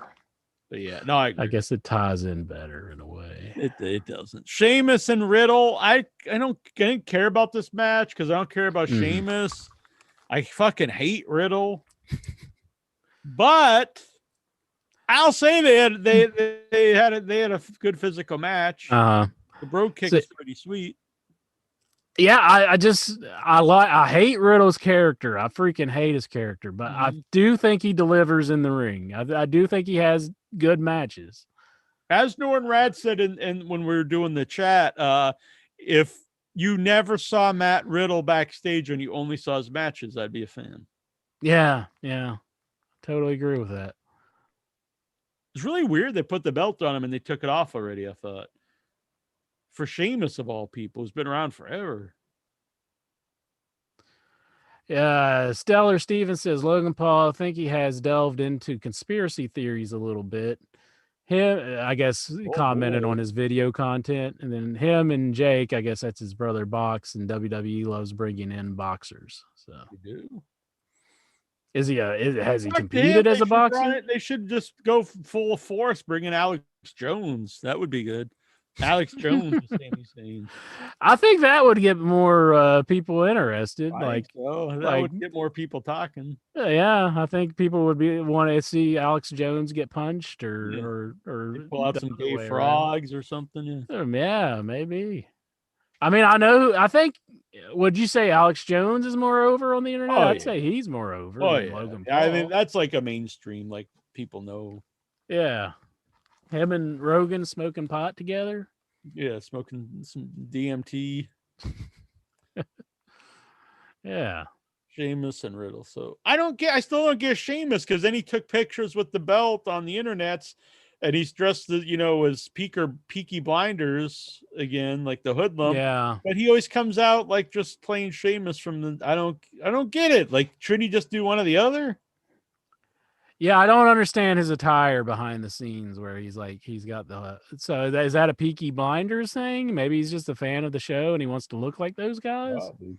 I have something to tell Sheamus and a lot of guys in WWE intro. Listen to Jackie Jones here.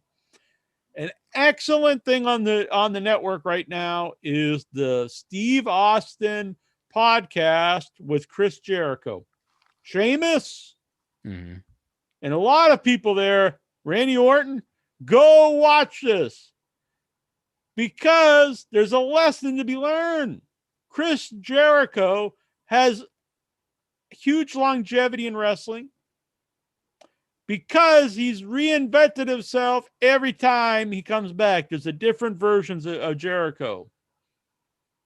Watch that and learn. He even talks about it. There's thought behind when he comes back and changes his characters. He's not just the same guy. You guys have been around a long time. You're on TV all the time.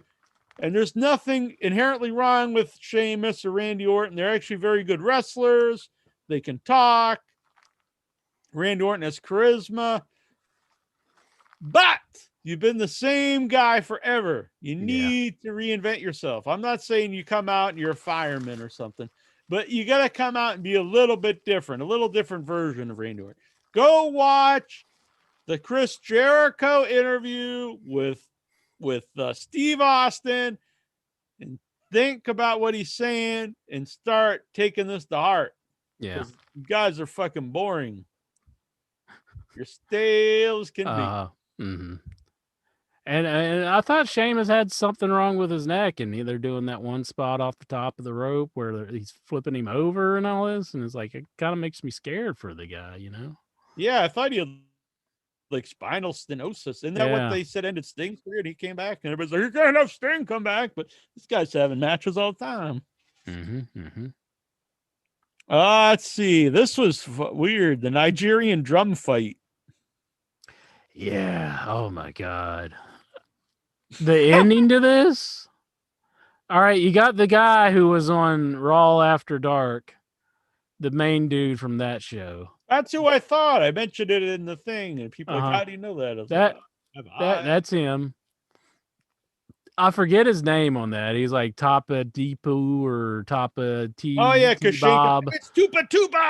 It's Tiba Tuesday. It's Sami Taco Tuesday. Tuka Mushabishi or I think that was it. Tuku Maki. You got this guy, and he's supposed to be like an army dude, right? And he's got these huge dreadlocks.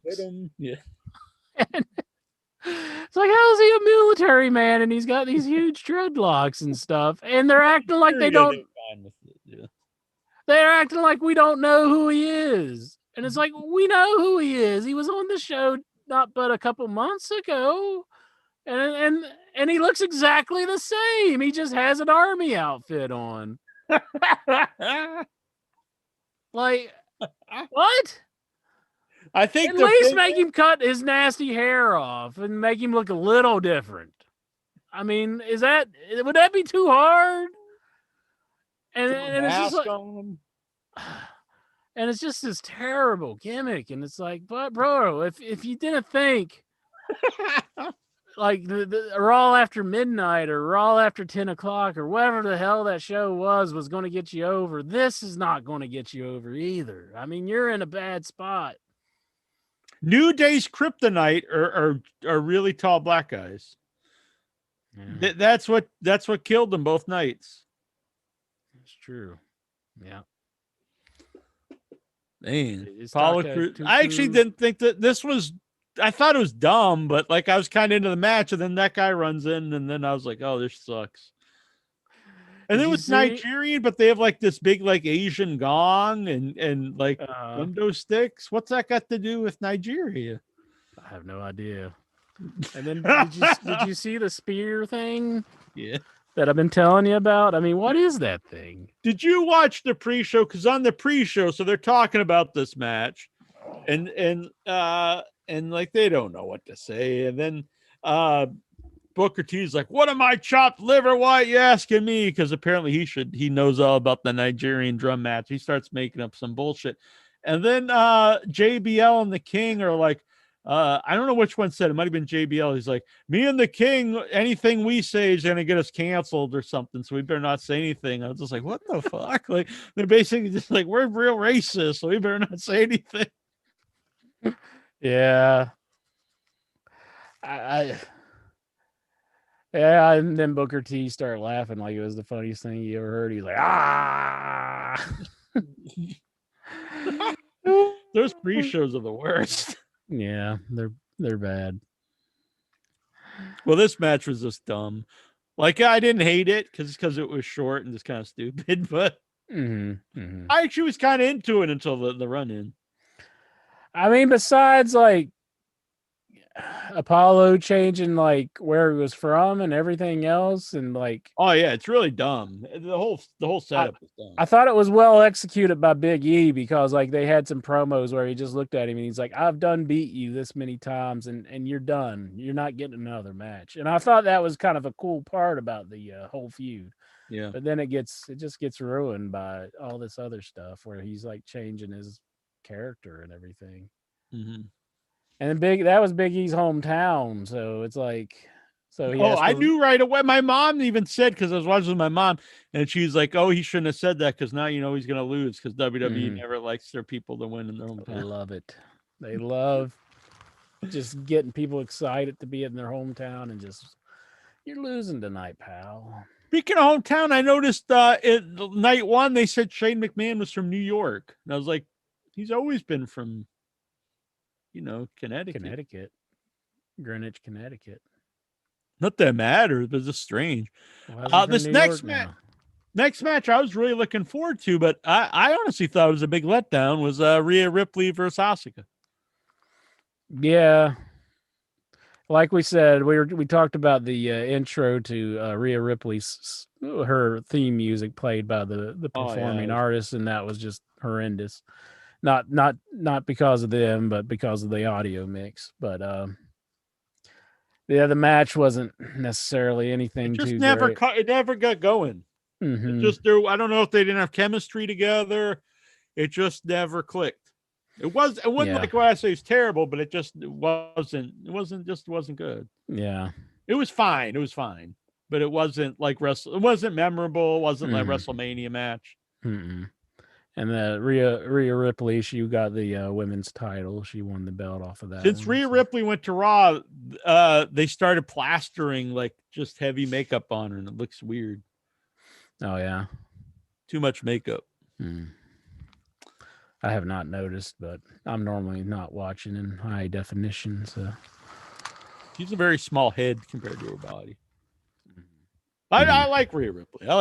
But it was I actually really like both of them. I actually thought this one's going to be better than Bianca Sasha, but they really tore the house down, and this match it didn't click for me. It wasn't like what I'd say bad. It just wasn't. It wasn't great. The next match, Jonathan Jackson says Asuka was afraid to lose any more teeth, so it's possible. Yeah. Next match, I would assume, I think probably was the match of night 2 was Roman Reigns versus Edge and Daniel Bryan. This was good. Yeah.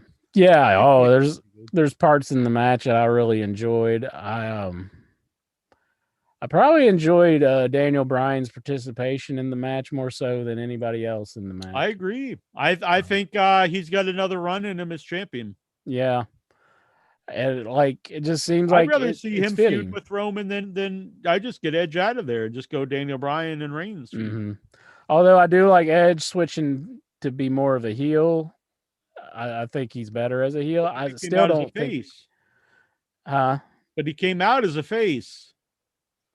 It's Yeah, really but weird. he's been like healing up on Daniel Bryan though because he's mad of his. I thought he just turned straight participation. up heel, but then he came out as a baby face. Yeah. But they booed him. The crowd kind of booed everybody. It was kind of weird. Yeah, this crowd was just strange. I didn't understand the crowd. Like you would think they would be happy to be out and like at WrestleMania because everybody's been stuck indoors, but they were just angry about everything. Like something would happen and then they would boo, and I'm like, why are they booing this? If I was WWE, they do this a lot. They did this with Cena when it wasn't needed. Don't bring up that a guy's old. He's really not even old. He's 39. But don't bring attention to that. No one watches Daniel Bryan and thinks this is an old guy. No. All that does is you're going to devalue him because then it puts in people's heads that he's an old guy.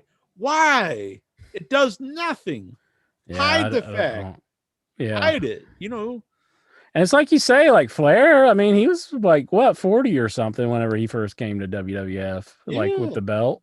I'd say he's close to that age. Is when he was still like a main guy. Yeah, and it's like these guys were pretty old when they're in these spots, you know? And they say like for bodybuilders, like when you start hitting like your late 30s and 40s, that's like when you can like, you know, you're probably at your peak of like your muscle build, you know? So it's like, I don't think it's that old, you know? No. I mean, especially, and the guy can still go. I mean, yeah, there's nothing. If you looked at him and thought, oh, man, this guy's old and he's decrepit. It's not like he's walking around hunched over or anything backstage or anything. So I mean, you could, you know, like Undertaker, the last couple of years, you couldn't hide that he was old. And if, yeah, that's for sure. And if Daniel Bryan's old, what the hell's up with Edge? They're not saying, well, look at old Edge. Yeah, he's old, you know. And Undertaker, until the last few years, you know, but he was over 40 for a long time. It was having like some of the best matches of his career. Mm-hmm. They didn't bring up he was old then. He was probably in his 50s when he had those matches with Michaels, wasn't he? At the very late 40s anyway. It had to be late 40s, yeah. I would say. I mean, yeah, mid to late, older than what Daniel Bryan is. Mm-hmm, for sure. But no, they don't give him the old treatment. They're like, look at old Taker in there with Shawn Michaels. It's like, don't bring it up. I'm not saying they should either. No. Yeah. They just treat people differently than others. I mean, they never really wanted Daniel Bryan to ever be anything in WWE. They kind of acted like they did. Just and this time, I mean, it fans. just was kind of a fluke. He got really over, and Edge wasn't working quite as what they wanted. So otherwise, I don't think he might not even been on the show. They may not even have him on SmackDown. You know, they may push him back there and have him trying to lift Otis again. You know. But to me, nothing against Edge, but Daniel Bryan Reigns, I would have this as the main event. These guys, I saw someone on our Facebook say that they got to get rid of Reigns. He ruins the show. But I'm like, I think he's the best all around thing in WWE. I'm loving Reigns right now. His storyline's the best storyline in WWE. Total packager, great wrestler. I've never thought he's a bad wrestler, but now character wise, he's hitting it on all whatever cliche you want to use. He's the best thing going. As a finish, I love this. As a finish for WrestleMania, the first WrestleMania with a live crowd in 2 years, I questioned it having the heel like just defeat the other two guys and pin them to close the last show. It's like, let's send everyone home sad. That's a little odd, but just as a finish, I really liked it. I think that's done by design, and I think that Reigns is going to hold it until next WrestleMania, and I don't think it's a coincidence that every time the WrestleMania commercial would come on, we would hear finally by The Rock. I think it's going to be Rock versus Roman Reigns next year. I love it. I'm all for it. Reigns to me is on fire. It's one of the few things that I care about, even what's going on in WWE. Mm-hmm. Fantastic. He's one of the best, the best in wrestling. I think he's one of the, arguably one of the best of all time for me.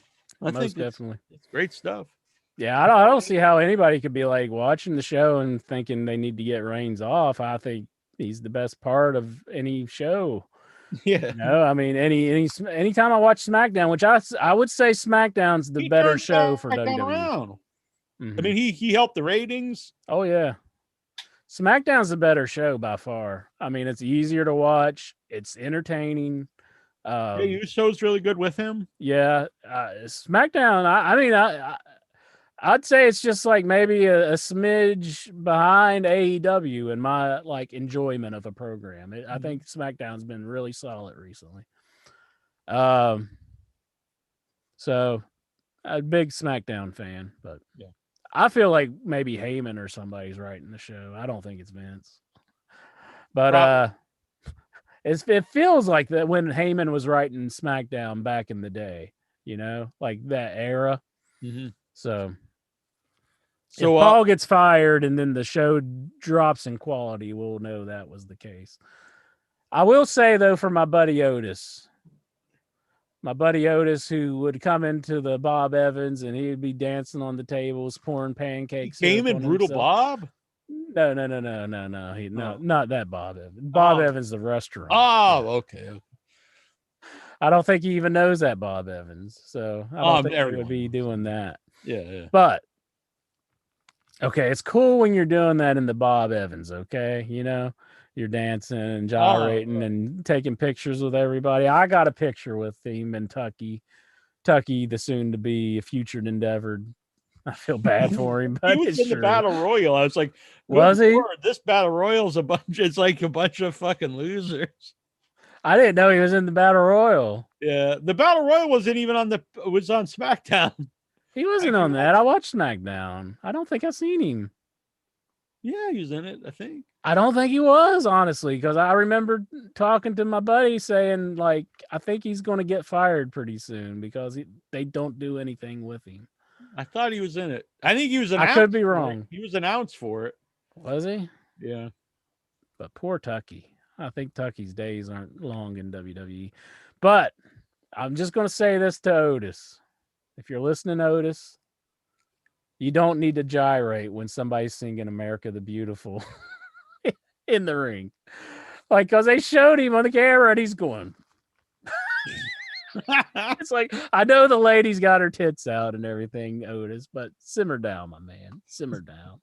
I think that's pretty awesome. So, there was a lot of stuff I didn't like on night 2, but besides that one match, nothing like I hate. The Fiend thing, I'm not. But overall, I enjoyed WrestleMania. I had a good time. A couple really good things. Vince Rudo is saying over last year. Last year's was the shit. Okay, Vince Rudo is saying that Michael Hayes is running SmackDown. Well, that makes sense because he is the greatest mind in wrestling. That is impossible. Impossible, I say. The greatest mind in wrestling. Impossible. The greatest mind in wrestling. If he's writing the show, he is just being like Heyman is just working through him as like a guy who's like taking the credit, when Paul Heyman's like handing him the scripts behind the scenes, and then he walks up and tells Vince what to do. No way. There is no way Michael Hayes is writing SmackDown. Genius, I say. Like, I watched that Roman Reigns stuff, and that feels like Paul Heyman all over. Although Paul Heyman gives some creepy looks to Roman Reigns, like while they're walking to the ring, he just it works though. It works in it. It reminds me how when we used to walk around Fan Fest, that Winter would look at me. He just stares at him like. It's like he's like in love. He's like infatuated. It works though. It really. That's another guy like Chris Jericho has reinvented himself. Paulie Dangerous of WCW and Paul Heyman of ECW and the Paul Heyman now, all completely different, but all the same guy. Reinvented himself over the years. Most definitely. He's Doing very it- talented. Roman Reigns doing some great stuff right now. He reinvented himself. Randy Orton, Sheamus, take note. I know you're going to get pushes forever anyway, but reinvent yourself. If we always say Bobby Heenan's greatest manager of all time, where would you put Paul Heyman? That's an interesting thing because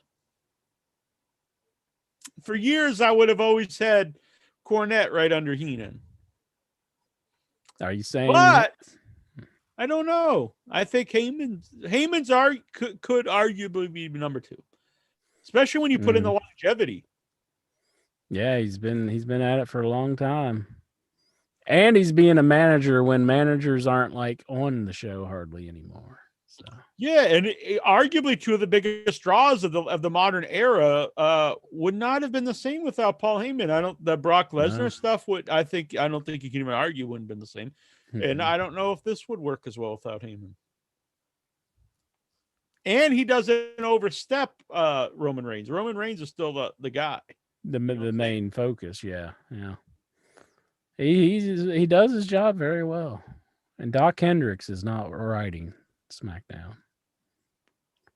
Greatest mind in wrestling. Galgo 13 says only true genius can come up with the name Doc Hendricks. It's a combo of Dokken and Jimi Hendrix. You know, whenever I think of Michael PSA's Michael Purely Sexy, I always think of like the question, why can't children pray in school? Mm-hmm. Why is that a rule?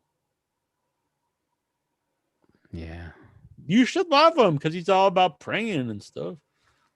And if you think of good Christian, like a moral man, you would think of Michael Hayes. He's clearly a guy that's all about the Lord and living righteously. It wasn't he the guy who had like the bars and stars painted on his face? Yeah, that's all about the Lord.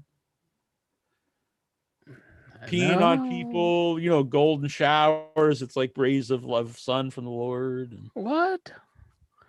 No, that's not what that's about, Jack. Where's your Bible? Dancing on people's graves. Where's your Bible? You need to get your Bible. I think I'm more Christian than him.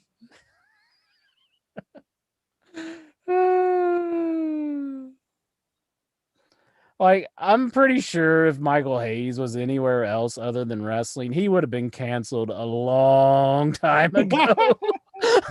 It's just like you would not exist in rightfully so.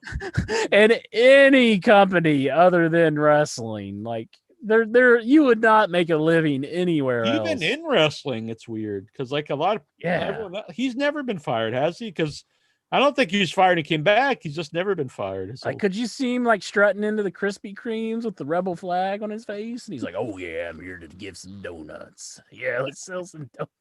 And then he moonwalks behind the register. And Vince doesn't like Southern. Well, I wonder why Vince likes him so much. I don't know. Beats me. Maybe he's a hookup for something. I don't know. Maybe. I mean, Vince is obviously partaking in some enhancement. Allegedly partaking in some enhancement. That's fairly obvious. Look at the guy. He's like 90 and he's like 90. He's like a fucking grandpa. And he's like as old as the prince that just passed away. Yeah. I mean, and he's just ripped to gills. I mean, what?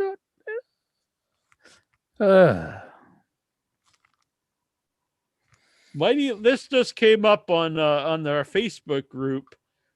Al Lou posted this. It came from the chat room. Mighty Lexar wants to know, I wonder if Jack and Intra would make out.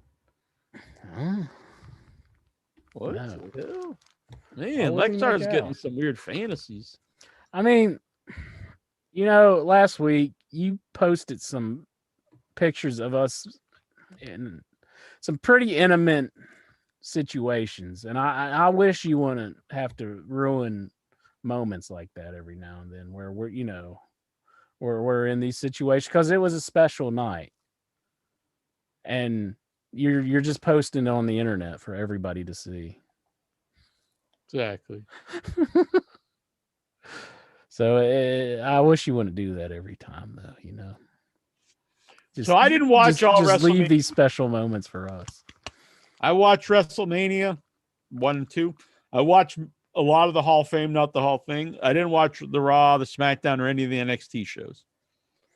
Buddy, I watched the NXT night 1.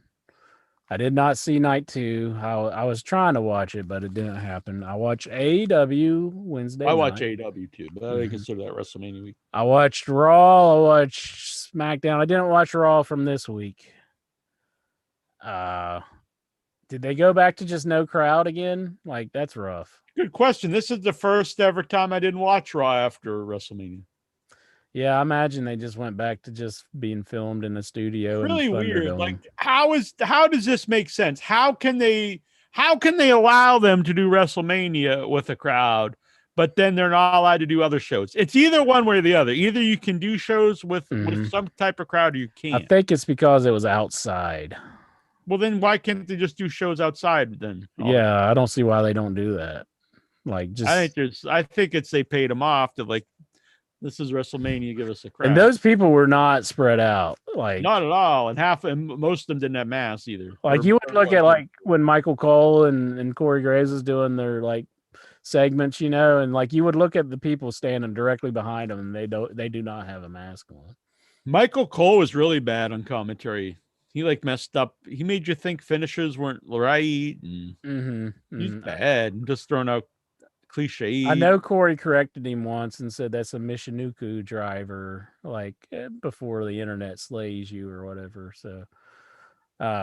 So maybe he got wind of everybody talking about how bad his commentary was, but he has just been there forever. Like, what's his deal? Yeah, and he's never been good.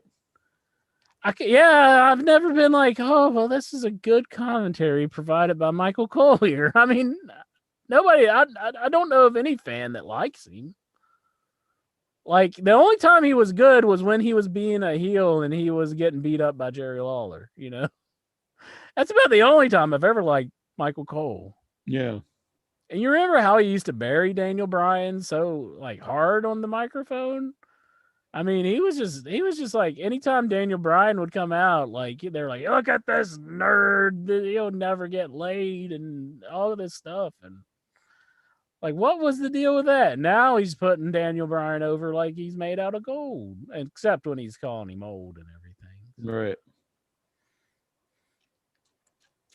Stellar Stevens says no crowd, and I heard Ross sucked. Yeah. Did Charlotte? I think Charlotte came back or something. I like Charlotte. Yeah. I've seen pictures. I'm not sure if that's what happened. NXT has crowds. Well, how can the NXT have crowd? They have, like, the big glass thing in front of them, but, like, yeah, how can they have crowds and Raw doesn't? Like, you would think that makes no sense. Boy, this is a surprise. Vince Russo saying that Bruce Pritchard says he'll miss Cole when he's gone. I'm really shocked that Michael Cole, that Bruce Pritchard would say something, to put anyone in the company over. Oh, I mean, he's normally not such a company guy. He normally doesn't just say things that would make the company happy. So, I mean, he also thinks, the Red Rooster was a money gimmick. And it was. Oh, yeah. Just Terry Taylor just didn't give it his all.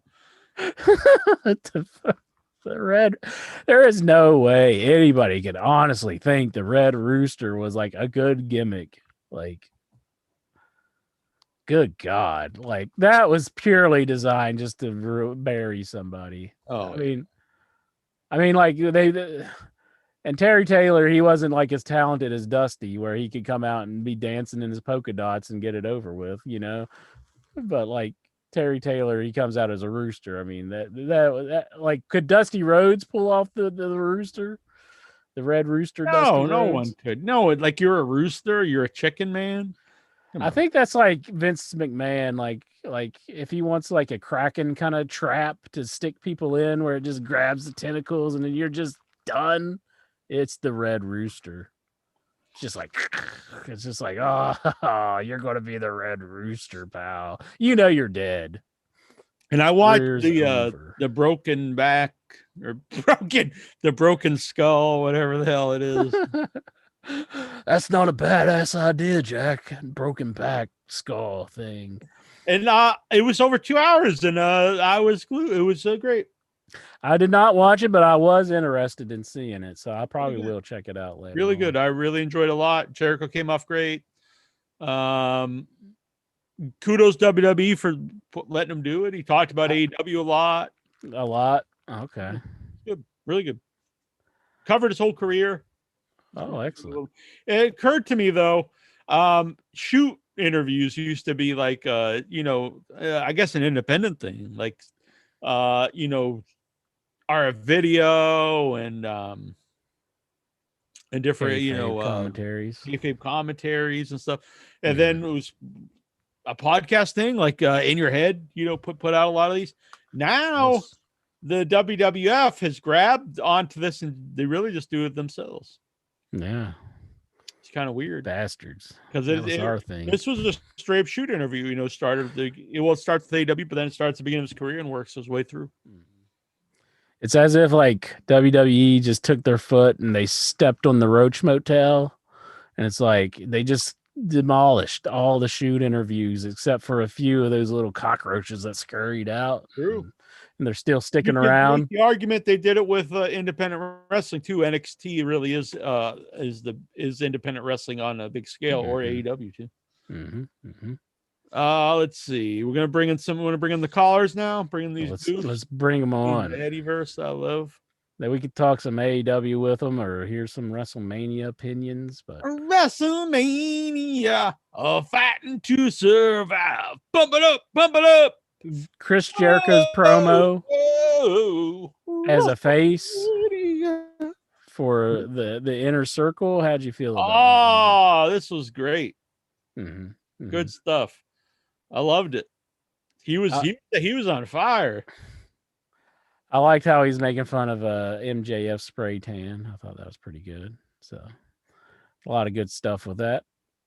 No, even beyond the verbiage, just for the passion, the charisma, the delivery alone, this was money.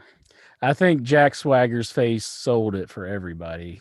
Just because you looked at him, or Jake Hager as he's known now, and he was just smiling, and that smile felt legitimate. It looked like a real smile, and he was having fun.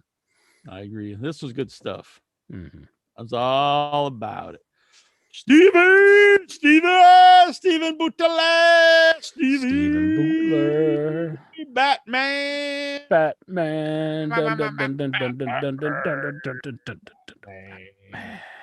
Songman. Raising the roof. He is. If I had a roof on my head tonight, I wouldn't be wearing my poncho. If you had a roof on your head. Well, I'd have a roof over your head. You mean over my head? Yeah. Lexar. Man, he's trying to. What was Lexar doing? Going like this? He's like, trying to straighten my hair. Oh, yeah, you got a big poofy on the one side. Just wake up. No, it's just like it looks like Bad Bunny's hairdo or something. Oh yeah, you should do that on both sides so you could look like Bad Bunny. That's I try to shave my hair up like The Weeknd. Oh. So I bet Songman, as a fellow Songman, he must be a big fan of Bad Bunny. I bet he's got all his albums. That was absolutely not. But I gotta tell you, I was kind of impressed. This didn't seem like 21 when he got started training. He seems like he's done this earlier in 2020. How he pulled this off, I was kind of impressed. There you go. A lot of people were. Yeah. Bad Buddy, man. Now then he got back on his big truck, and Triple H was like, "You got to go do what you got to do. Take this microphone." And I don't know what the hell is going on. I guess that was just to promote his tours. I mean, is he gonna go sing with this microphone that Triple H gave him? He probably will. He seems pretty markish. Like he went to Saturday Night Live with the belt, so it's like, yeah. He's undefeated. Mm-hmm. Do you think anyone can ever beat Bad Bunny?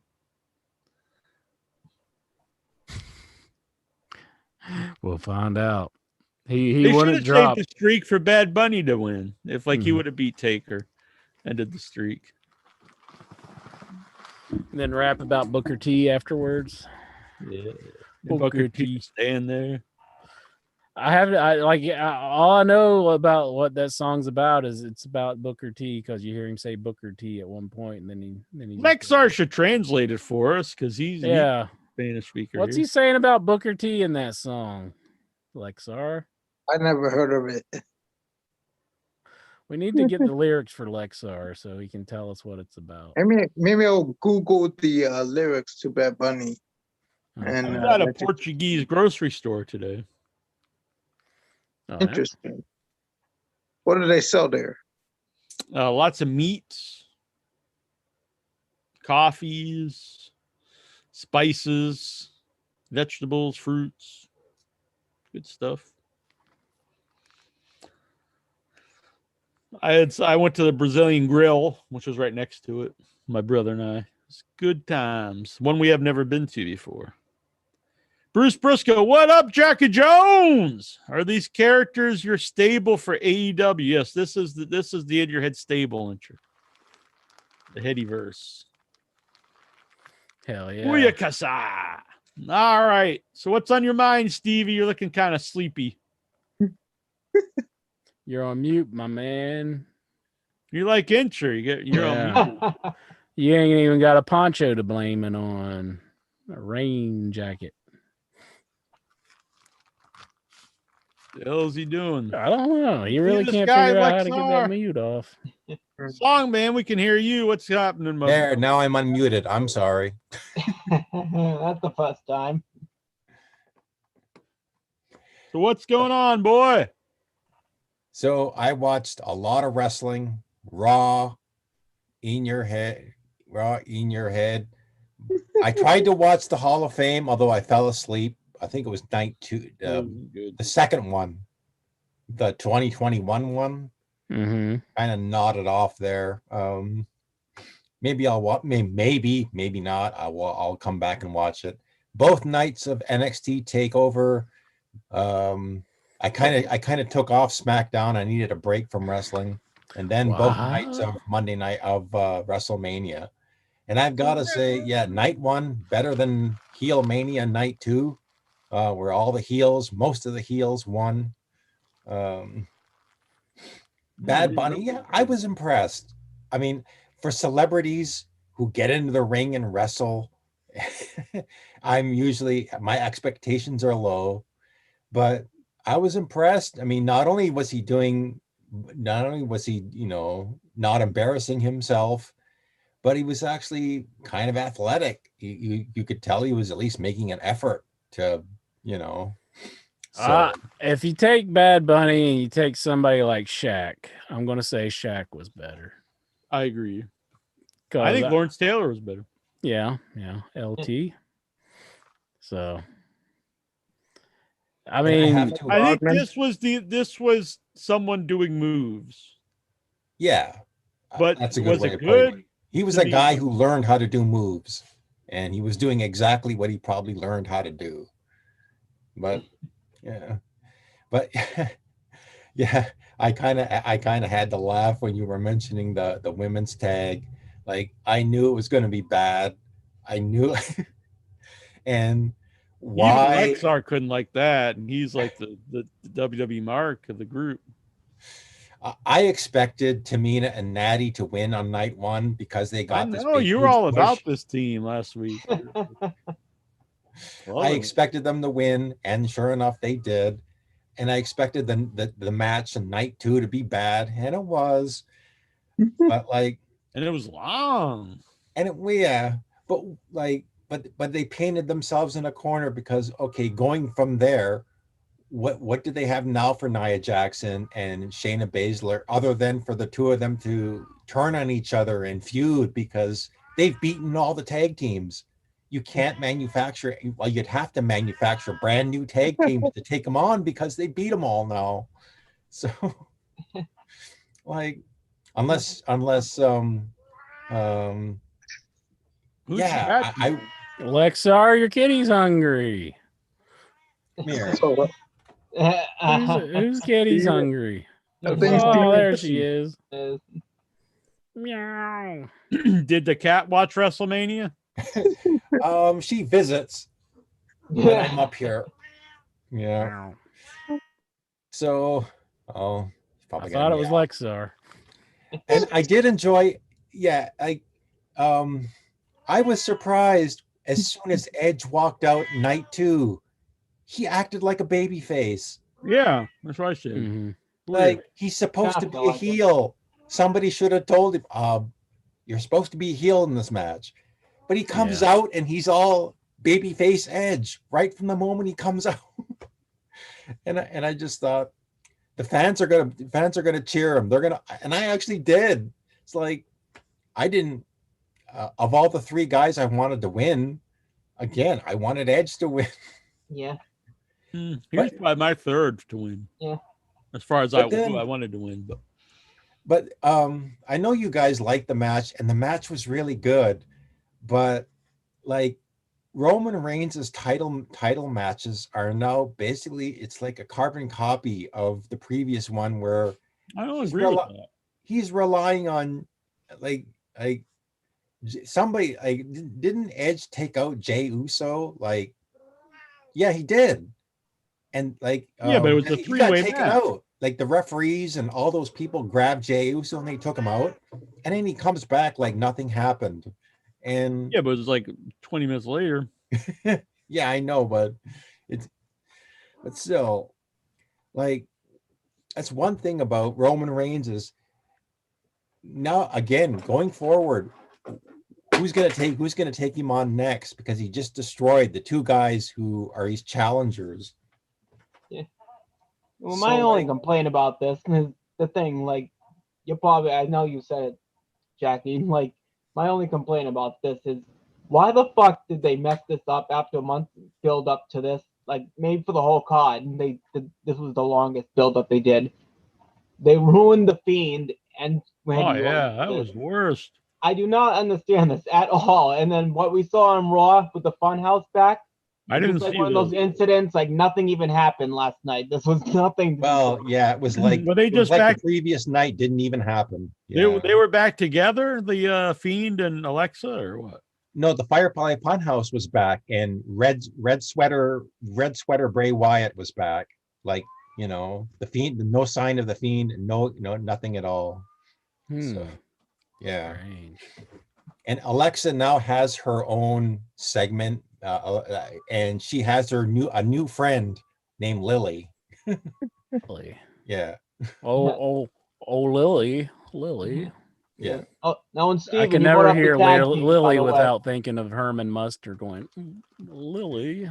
And Steven, you brought up the tag team, by the way. When you saw Shayna Baszler with the SummerSlam with Ronda, like, I was expecting this to be a turn on either Nia or Shayna turning if they were going to lose this belt, because they did it once again with the Rumble. No Ronda return and no Becky return, not even on Raw. After what we're saying, like, what the fuck did we see on Raw with the slip time? Wow, with Nia making this the comedy division after what happened to WrestleMania with Mandy Rose. And yeah, oh yeah, the slip. Well, this was one of the worst Raw after WrestleManias, if not the worst I've ever seen. I was expecting a big return.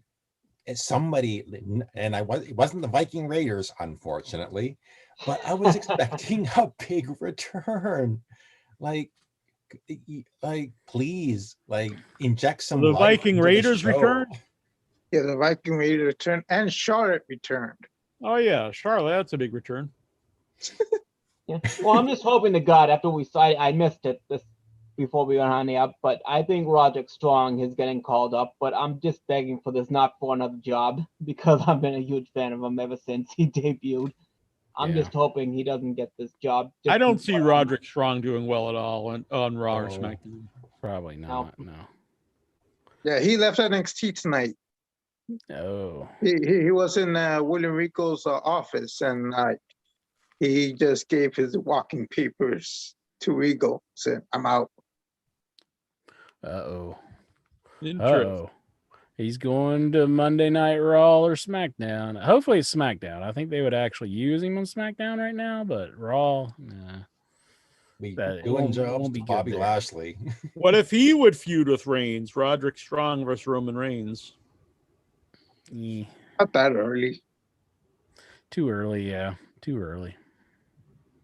But you What? never know. It could be shocking. Maybe if the great mind Michael Hayes, he would think about it, and he might True. think of something. What if he joins the Nigerian Prince? And Roderick Strong is now, like from Nigeria. I would find it funny just to see and be like, what are they going to do with this? But it's not good for his career, though. Not good. Are you from Nigeria, Lexar? Oh, I'm from Ecuador. Ecuador, that's right. Well, they're close. No, it's not. Nigeria and Ecuador are very far, far, far away. Learn your geography. Yeah. No, Incher told me they were close. No. Geology.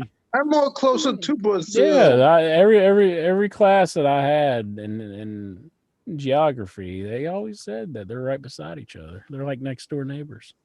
Brazil. Brazil has good food Mm-hmm. and pretty ladies. What's this? Big All job. right, Lexar, where is Nigeria here? Nigeria. I don't see Where it. is- All I see is an Atlantic. Well, first of all, he's got this. Why does he have a round Earth? Isn't it flat like a coin? What are you, AJ Styles? I did think JBL kept saying on God's flat Earth. It was kind of funny on commentary.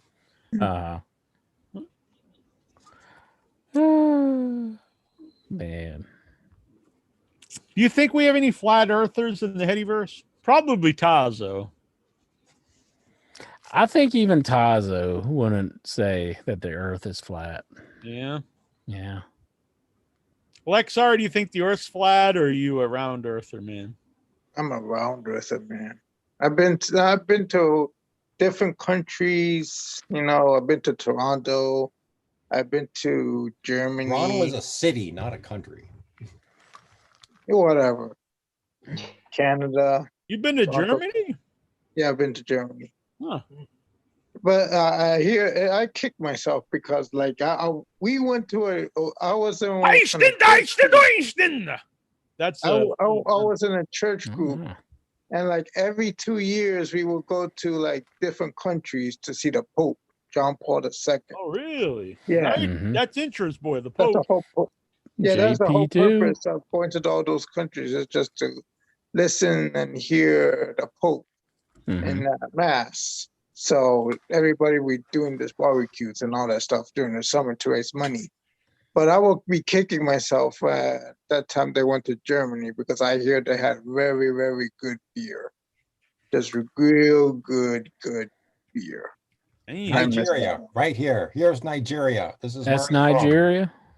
Yes. What A continent is lot of that? German in me there. What continent is that? Let's see. Back it up so we can see where exactly it is. Come on. You don't know what continent Nigeria is in? I'm trying to teach him because he's trying to prove me wrong here. I'm going to have to tell him that Ecuador is right beside Everyone knows it's in Oh, it's Australia. It's in Canada. it. Oh, One you of have the those, yeah. Nigerian prince here with us. Yeah, actually, I got the most Nigerian knowledge, so you guys can't say anything about it. Otherwise, you'll look bad. Mhm. So it is in Like Canada. JBL and the king. Yeah, that's basically what I'm saying. Oh, okay. It's Nigeria, Canada. It's Providence over near Quebec.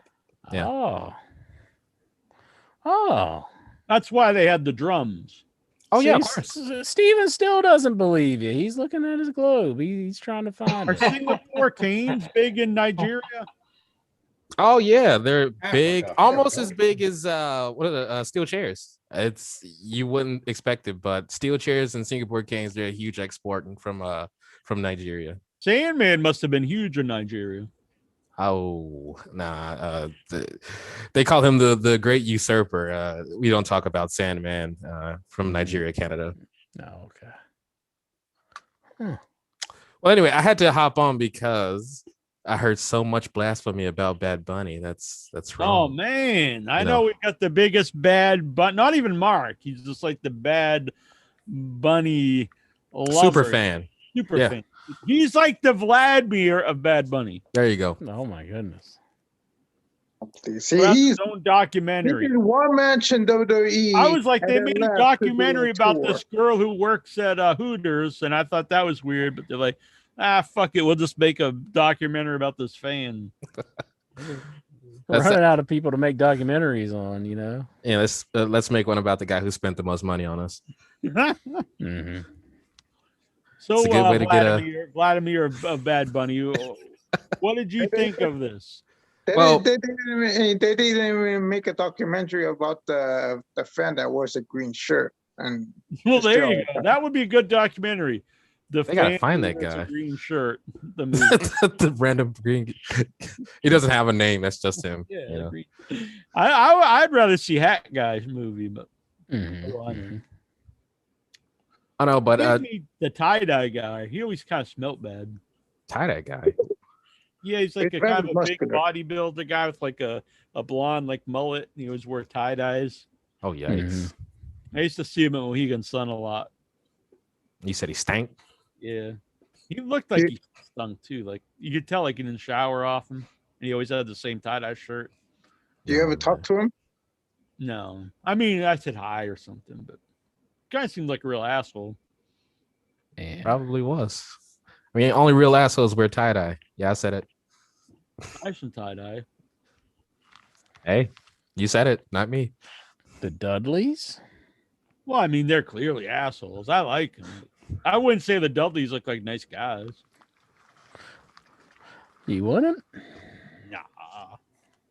I'd be disappointed if Bubba Ray was a nice guy, I think.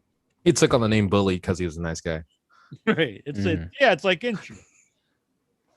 Because Incher really has a big, long, thick arm, so he's 1 inch biceps. I see. It's like calling a real Thai guy shorty. Yeah. Yeah.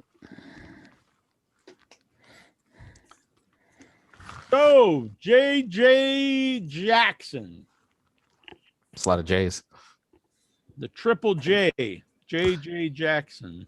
I don't know where the third J came from, but as far as WrestleMania is concerned, Bad Bunny did an awesome job. The most athleticism you've ever seen from any artist that's ever won a Grammy. That's right. That's the qualifier there. From Any artist that's ever won a Grammy. That's the greatest athleticism you've ever seen. Yeah. Logan Paul says hello. Whitney Houston once played like some really badass volleyball. I don't think so. I think all that, no one. There's not one. I give respect to the late great Whitney Houston, a native of my hometown, York, New Well, Jersey. yeah, she gets her John props, but Fogerty? she's not a Did WWE athlete or a superstar, Didn't like Ray Charles deliver like a good DDT after like he sang his song? Well, that was Wasn't accidental. That's where Oh. Jake got Didn't he- the idea didn't he for the wrestle DDT. Jake the Snake Oh. in a blindfold match? Yeah, and that's when he fell back because he slipped and he grabbed Jake and he DDT'd him, and thus the birth of the DDT.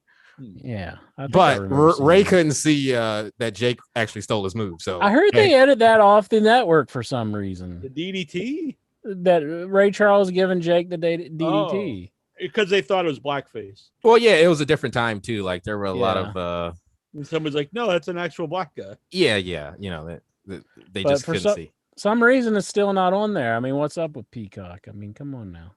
It's Peacock. They'll Once it's censor gone, everything. They delete it from the world. Mm-hmm. Like the Yeah, only just- thing that'll be left once they're done with their censorship is just Bella Twins matches. That's it. Surprisingly, like they survive. Oh no. You can look, but you can't touch. They'll censor the Look, music, but the matches they'll keep. I It's kind good of like thing when we used to do the show in blackface, it was just audio only. Ah, I see. That's a good way to stay on radio. All right. WrestleMania. There was no blackface this year on WrestleMania. Well, That's a smart Alexa move. Bliss, she kind of attempted it, but it wasn't true blackface. You know? Yeah, that's really pushing it. Yeah.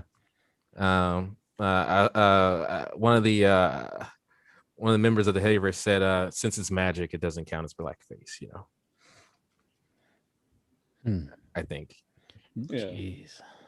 So, you watch all the wrestling in the world, Steven, besides stuff you didn't see. Mm-hmm. Was there anything that we need to know? It's like, God dang it, guys.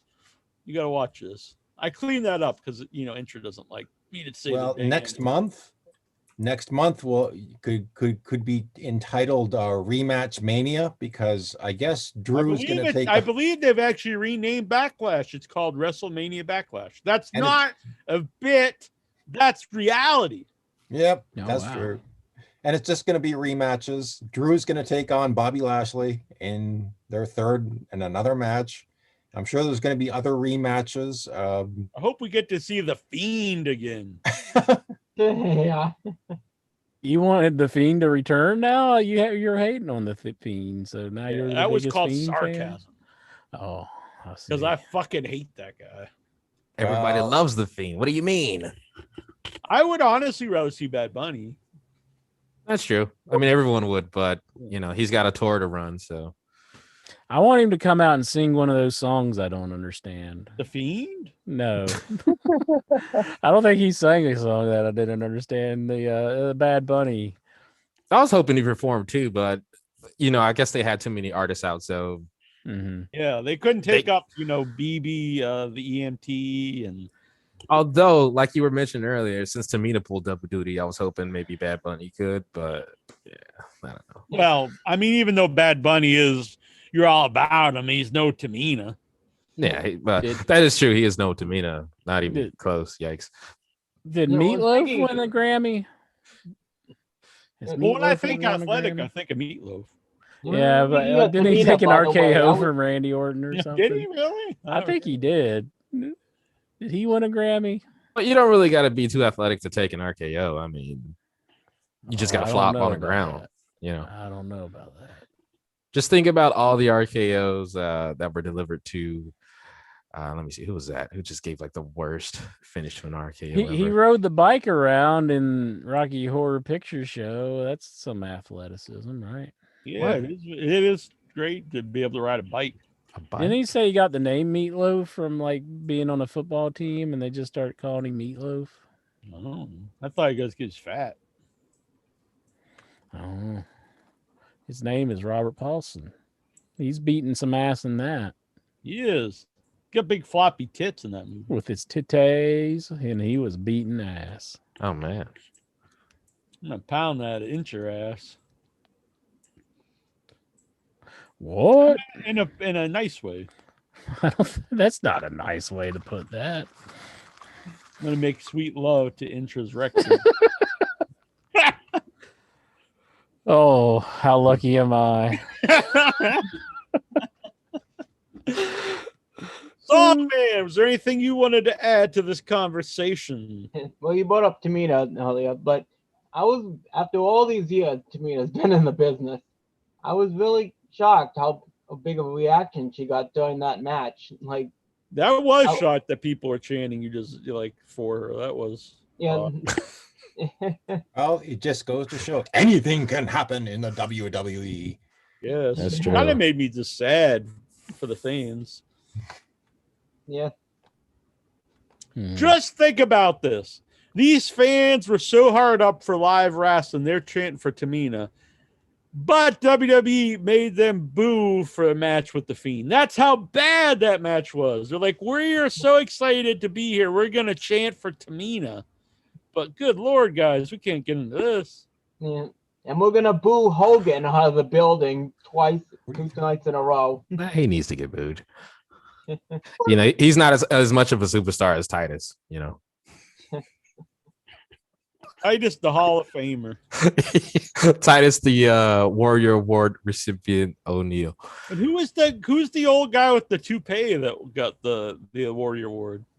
Did they I ever have say no what he Somebody did? who actually deserves it, apparently. What does he do? Like, does he print the scripts or something? Like, what is his job? He's probably just there so Vince can come in and swirl his toupee around and be like, ha ha ha, I like doing that, buddy. I heard Big Show was on Miro's podcast, and Yeah, he I said saw like that. there's something about like they tell you a bit. I think Miro said the first thing Vince said to him was like, "You're gonna learn to eat shit" or something. Now this has come up many times about like Vince always telling people you gotta learn to eat shit and love it. Maybe that guy was a shit Like- eater. Like, and then I hear Cornette's always like calling them, all friends wrestling, and like how big of a negative is that these guys are all friends and like each other and stuff. And it's like, would you rather work for a place that like everyone wants everyone else to succeed, or a place where they tell you you've got to learn to eat shit and love it? Holy shit. I think that's subjective because Chris Jericho was actually praising WWE pretty good about it being the place that he wanted to be. So I think the experiences it just depends on the person. So somebody like Rusev, coming from who knows where, like, where did Rusev come from? Was he like an indie star or did he just start in WWE? Bulgaria. Well, besides that, He came from Bulgaria. I mean, Jim Ross says it too, though. And Jim Ross like grew up in the business. yeah. So, I mean, I don't know. I think those experiences are kind of exclusive to certain superstars because I don't think he was telling Undertaker, you're going to learn. If I'm going to say this is a real response to this, not me being trying to be funny. People who are bullies or have a history of like being mean to someone or assaulting someone, they can pick up on who's a good victim. So this is just all theory in my part, but I do believe that there's part of Vince who gets off on, picking on people, making them feel bad. And if you're into that, you're going to know who's a potential victim. So Jim Ross might be prone to this. Howard Finkel's going to be prone to this. Certain people will be prone to this, and they'll be able to, then they would also know, like, I can't treat, Austin this way or Undertaker this way. They're not going to, or even Jerry Lawler. They always say he won't put up with that stuff. He'll just leave. So they know people that won't put up with this, even if they're not just like a big giant guy's going to beat them up. Just their personality won't put up with it. But if you could take advantage of someone, I think they pick up on that. That's just all my theory. No, it's true. Actually, now I think about it in that aspect. I mean, there's always been people who said, they've been ribbed by other people and they didn't like it, or, there's always someone that people choose to target. So, Right. But Miro, I mean, come on. It's like, hey, big guy from Bulgaria, you're gonna eat shit and like it. It's like, what? Well, he's probably just pissed about his girlfriend being hot. Oh yeah, that's right. Never mind then, because Lana does change things. So yeah, you come in with a hot girlfriend. It's just like Mark Miro. He came in because of Sable. So yeah, you got a hot girlfriend. We might push you until we figure out we can't bone your wife, and then it's like, oh, screw you. Yeah, and it turned out, look at the great run Lana's had now since they broke them up. I know, right? She's like Universal champ, ain't she? Yeah, good stuff. Who's she tag? Naomi. Oh, what are with these teams? Naomi. Do they just is this like the lethal lottery? Do they just pick them out of like a tumbler? Seems like it. They should put Dana Brooke and Carmella as a team, and they should just have them as like living mannequins. That's Mandy. Mandy and Dana are kind of living mannequins. If you look I at guess, but I just like her better, I guess. But Carmella and Dana Brooke don't look like humans, I don't think. No, I think Michael Hayes is a part of that department, so it depends on what they can do for him. That's the push that they get. Just saying. Alicia Fox, Rosa Mendez. man, Alicia Fox, The legend, Alicia She been Fox. put in the Hall of Fame yet? That'll be next year. That's Next year. that's a double whammy for them if they put her in. It clicks two boxes. Mm-hmm. Great wrestler and personality. Oh, I was gonna say drunk, but okay. Oh, okay. That works. All right. Anything else before we get to the questions? Anyone here want to say anything about anything of wrestling this week before we get to these Yeah, questions? so Miro, you talk about Miro. So Miro attended WrestleMania along with Lana's dad in support of Lana. That's nice of him. Well, Awesome. I told you guys, because of the late night, I gotta work tomorrow, so I can't stay for the questions. Good night. Steven, Good night, Steven. it's good seeing you again. Take it easy. Of Nigeria. Yes, your weekly geography lesson, courtesy of me.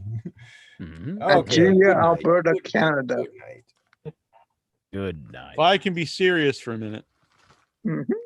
Just 1 minute. All right. Anything else? I'm pulling these questions up. I should get rid of this gum. Speak now or forever hold your Gum during the peace show. until next week. Or well, you can chime in with the questions too. Oh yeah, of course. You're I all just- free to answer. I just realized that saying didn't really apply to what Just we're raise about your to do. hand Yeah. and say, Ask may for I permission. respond? Laquan Vanderpool Higgins.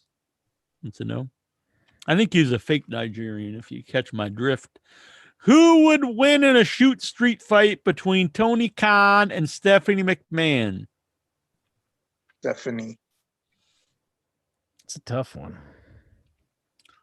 Yeah, I'd say Probably Stephanie. Stephanie, actually. I would normally say a guy would beat, but she's big. He's little. She's mean. He seems pretty friendly. He does have that Abraham Lincoln physique about him. So like, and they did say in this Fight Club that he's a scrapper. He's got long arms. So Isn't he Maybe- like 5'2"?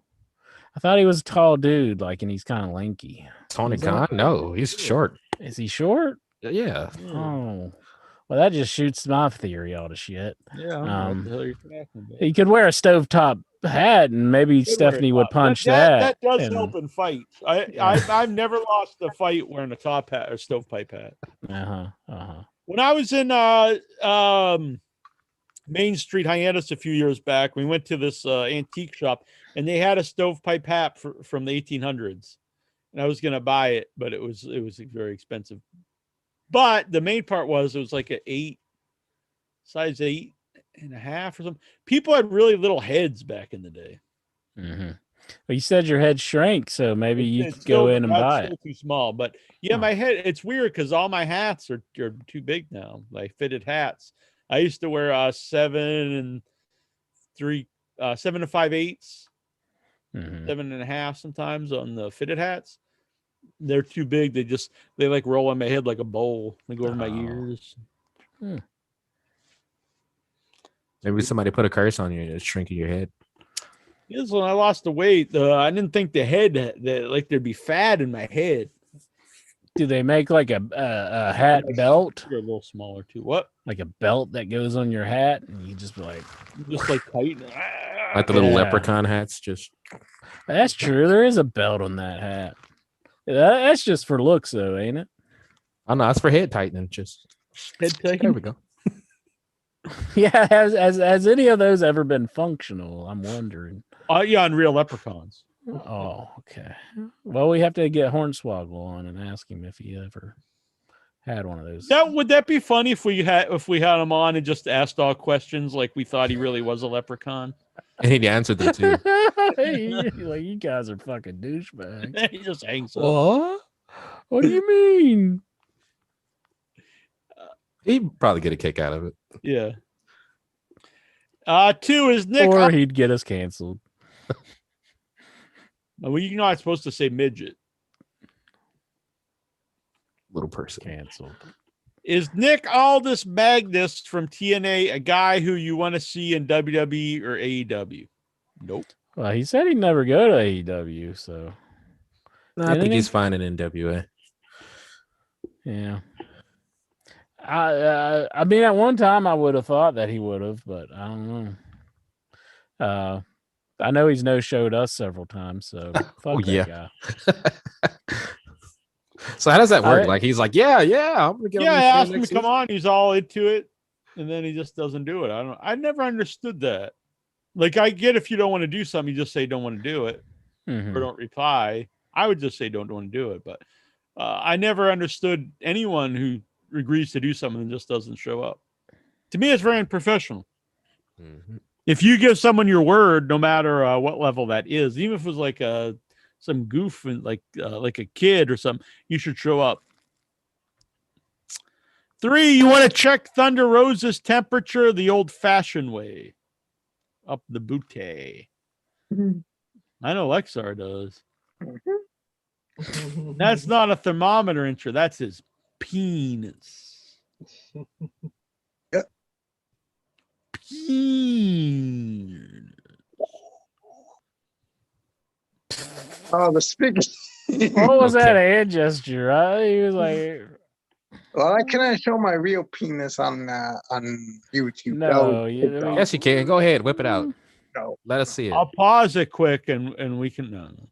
If you do, Lexar, Peacock will just censor it. That's I'm okay. just going to We're forewarn not you. on Peacock. Would we call it the peacock or would we be calling it the big cock? Oh, Yo, big cock.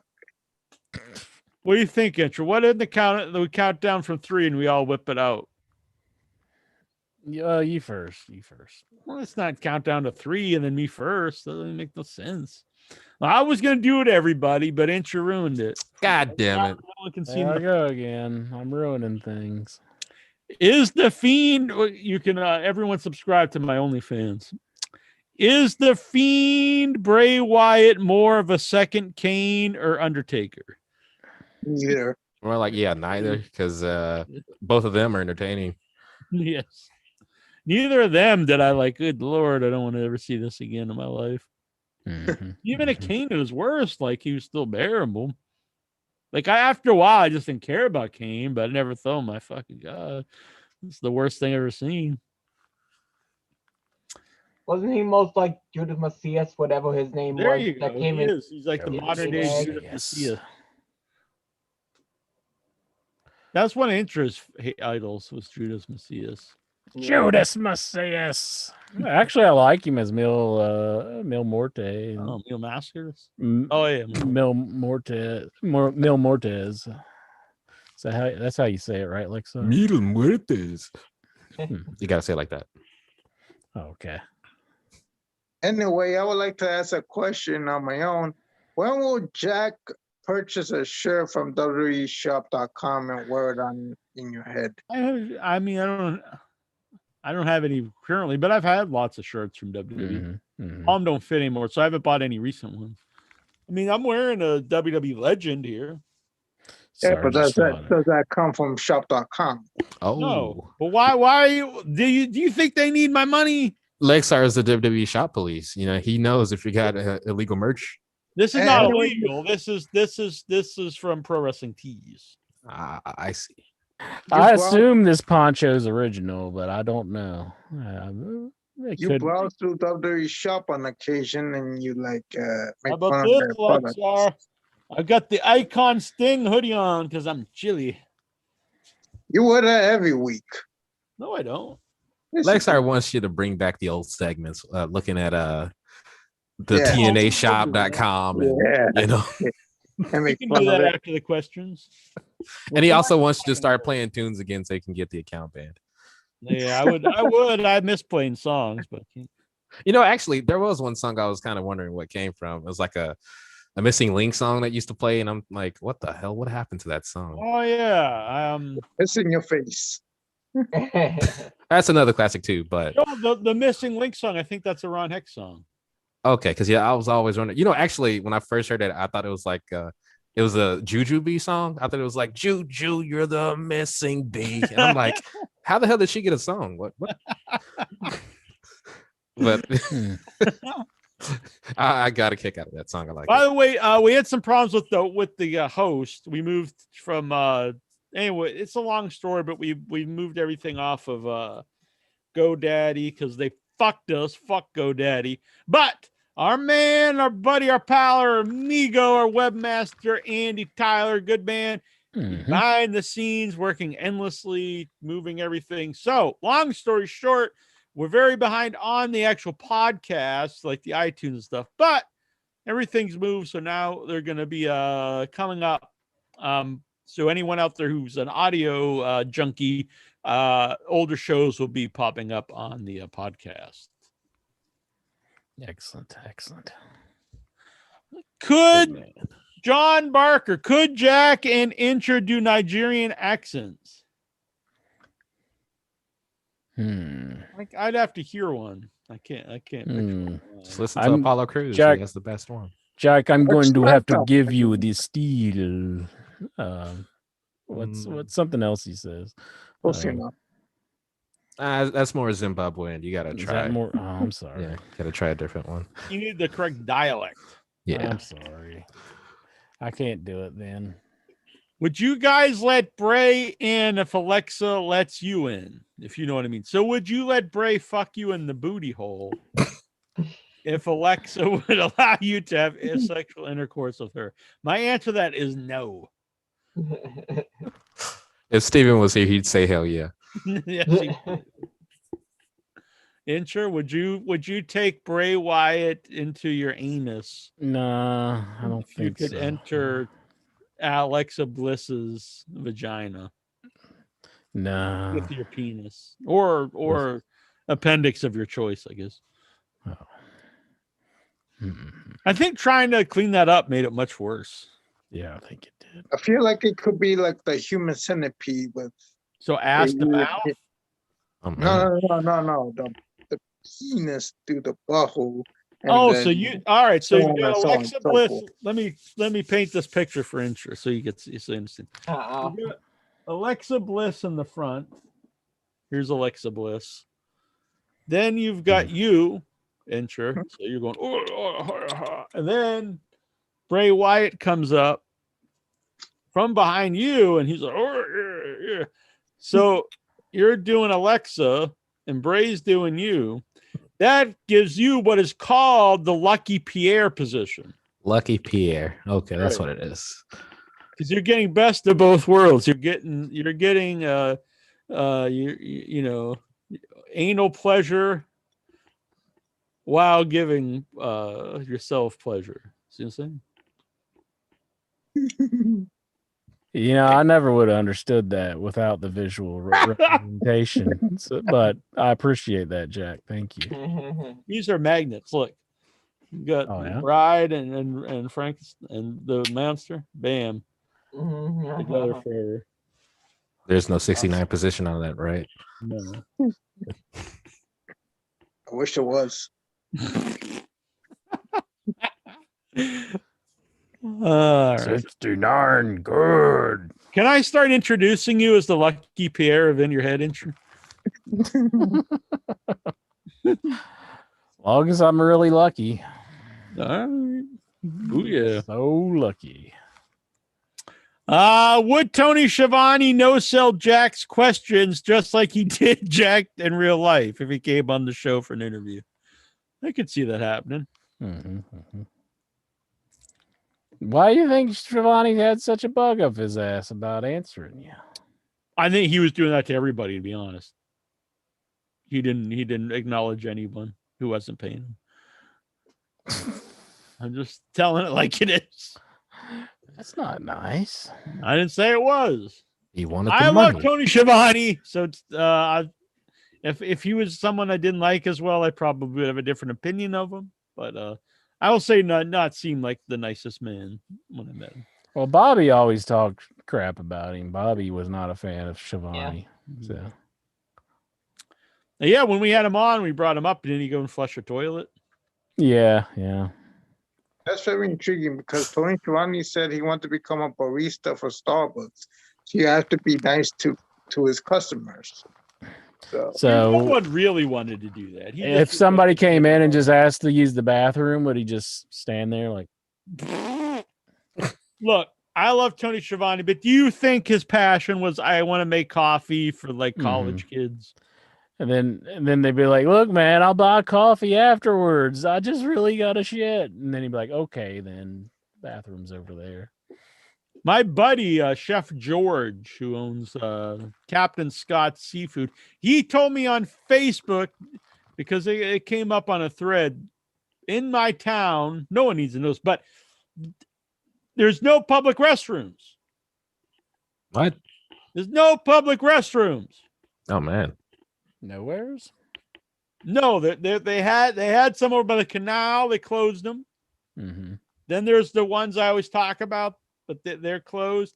And then even some other ones that were like in local not 7-Eleven, but places like that, they were closed during COVID, not reopened. And he said, Neil, you could stop by any time to use the bathroom at Captain Scott's. Good man. Good man. He said, even if you don't buy anything, you can come in and drop a deuce. Bam. Stellar Steven says, how do magnets work? From ICP. And then Tyler S says, Incher is a juggalo. Talk amongst yourselves real quick. Mm-hmm. Well, magnets work because it's like electricity, isn't it? Isn't it like the protons and the neutrons reacting to each other, and that's how they connect or whatever? It's like a form of electricity or something, isn't it? Am I right with that, Jonathan Jackson?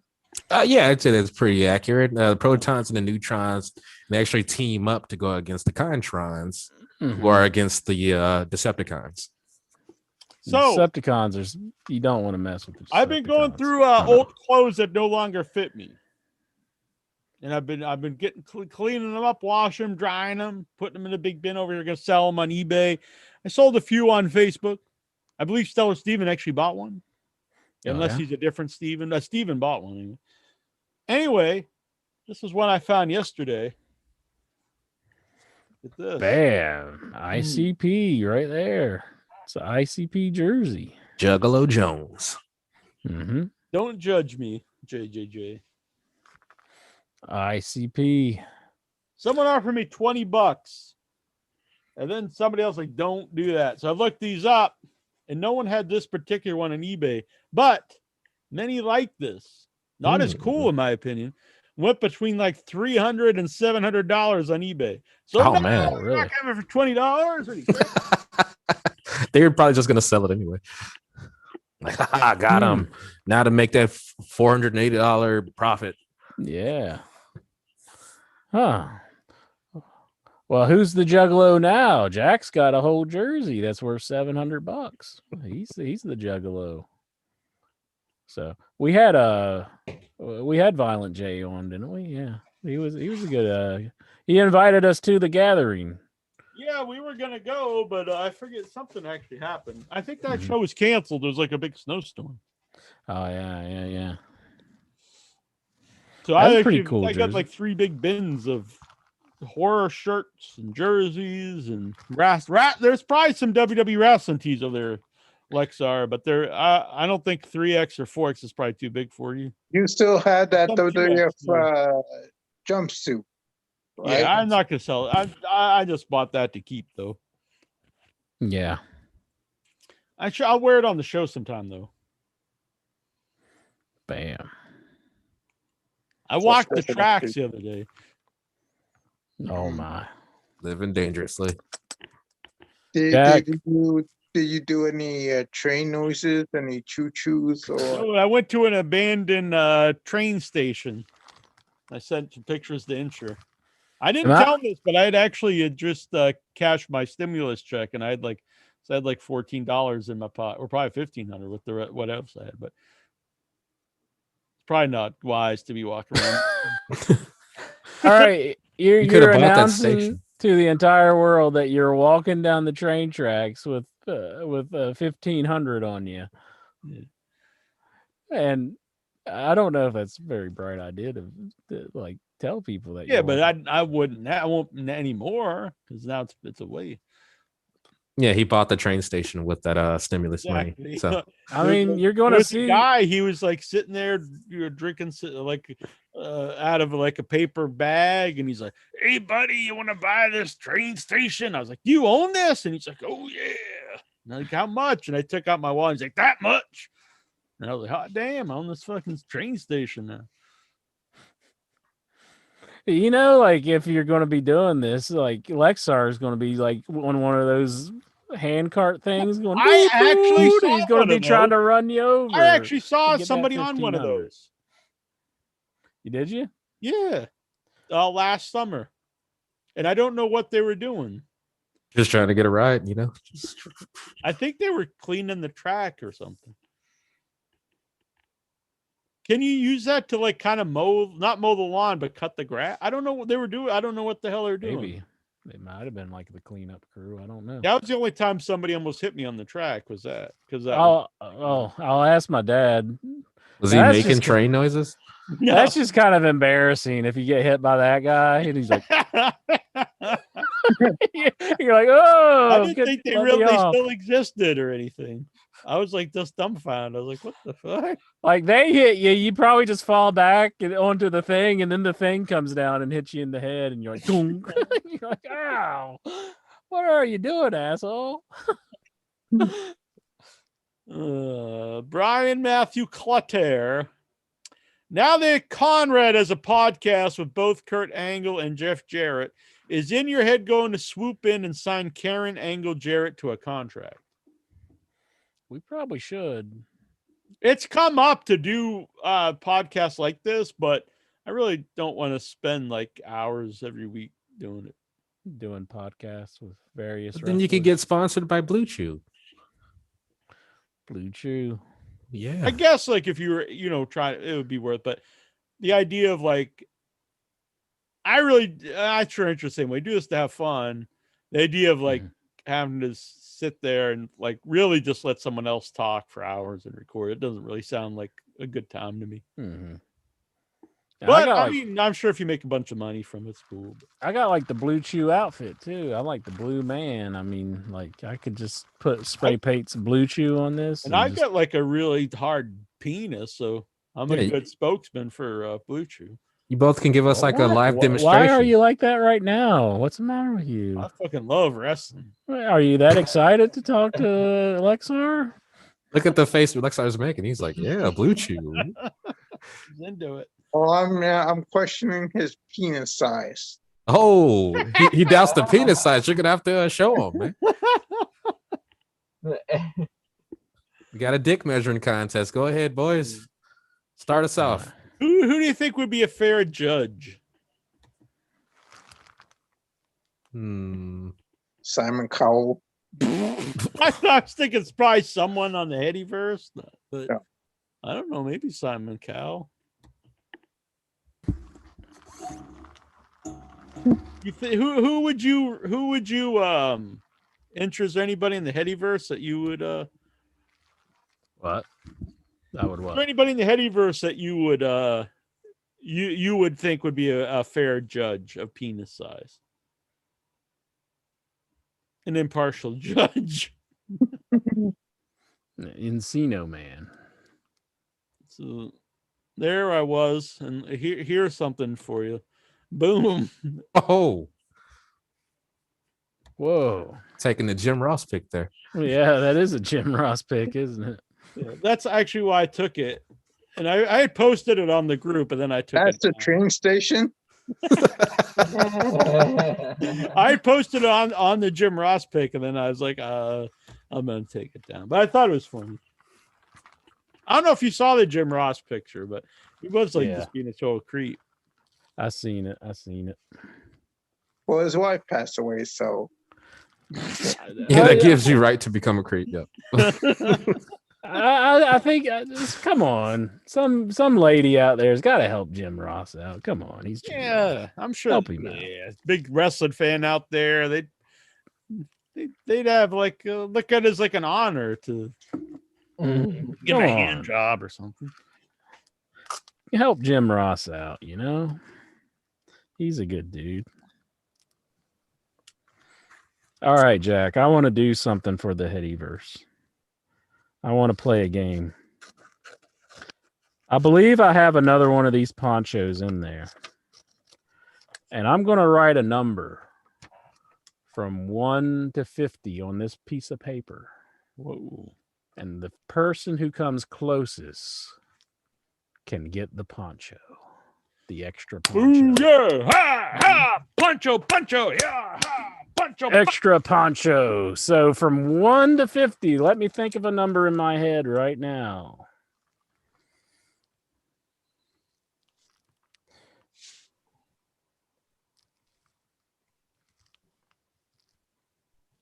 This is great audio right here. The I've wrote the number thinking. down. Any prediction? Dude, this is weird. Like, honestly, honest to God, I just looked up. Oh, look at Tyler S. What the hell? Honest to God, dude, I just looked right up and it was right there. Tyler S with the win. Tyler Stevens. I mean, he didn't even give anybody. How'd he do that? He's a mind reader. Like, seriously, I wrote the number down and I looked up, and the very first number. Oh, that wasn't much of a game. Some would say this might have been rigged. It seems like it, but no, he really guessed the number. Like, that's strange. You know, I hate losing. And I think I'm going to leave because Tyler Oh, Stevens I wanted to help. got the number. I really wanted a poncho too because tomorrow's going to rain in my area. So Yep. I really Who's the wanted a highway that's poncho. right? Was gonna overnight it. Cahoots. This is Cahoots. Yeah, I know, Tyler this S is does still seem guessing strange. 37, even after it's over. Yep. You're I'm really, sorry, you're Lex. you're really hot about this. Oh, Are you man. mad? You broke Lexar's spirit. I I'm can not tell really. you where I'm I just got tired this and I one. want to go to sleep. Oh, you're just tired and you want to go to sleep? And he's I- pissed he didn't win the shirt. I Or the really poncho. would be upset if he really was. Cause I wanted it to be more of a contest, but I swear. Lexar, don't kill yourself. You're not gonna like take a bunch of pills or nothing, are you? Blue Chew. No, but I'm probably gonna like. You're not gonna light the house on fire and just lay in bed. And... Oh, man. Yeah, don't do that. But that may be a good idea. No, it's not a good idea. That's not a good idea. Good night. Good night, Lexar. Right.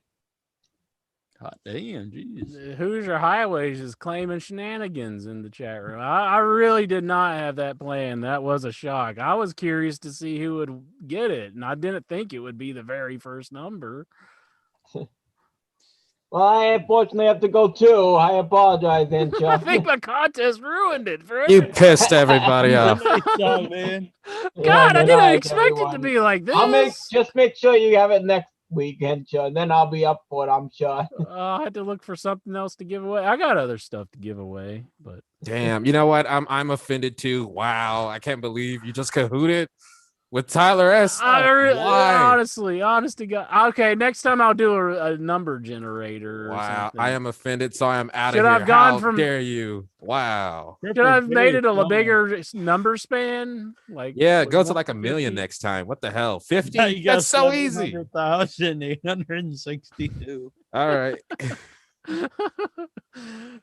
Oh, Uh, that's really weird. Yuri, man. And he lives in Canada too. Jesus Christ, I don't want to have to pay Oh, for fuck. Canada. Now you're gonna pay like $20 shipping. Yeah, it's going to be like $20 shipping for this stupid thing. Urius Tosh. What AEW performers could AEW book better? Seems like we answer this every week. What AEW performers could they book better? We said like Penta before, right? So I'm starting to look like Miro. You think so? I am. I'm not saying it couldn't be better, but it's starting to grow on me. Oh, I see. I thought you said I'm starting to look like Miro. I was like, I don't think you look like Miro. I understand now. I don't know. I have to think about it. I'm sure there's but I'd have to think about it a little bit. I do think we get this question, so it's like we would want to say just the people that we said before. Because I used to say Miro all the time, but like I said, it's starting to grow on me. I'm not saying it's great, but I like it. So, Ricky Starks. I think he could be a better performer than just in Team Taz. That's what I want to say. Okay. Have you ever peed? I got somebody, or should I save it for next week when we get asked again? No, you can say it. Evil Uno. Oh, that's a good one. I agree with that. Yeah. Yeah. Have you ever peed in a swimming pool? No, I haven't. I haven't been in many swimming pools. But I did when I was younger. what? When you're 37? Yeah, when I was 37. That No, why you actually, took I it? haven't been in a pool since. God, You peed in it? I was probably in my teens last time I was in a pool. Really? Yeah, it's been a long time. Like, Why are you it so wa- afraid of pools? I just don't have an access to one. But I like thought you used to hang out at the YMCA. me, no, I was just there to for work Oh. purposes. I was taking my client there, but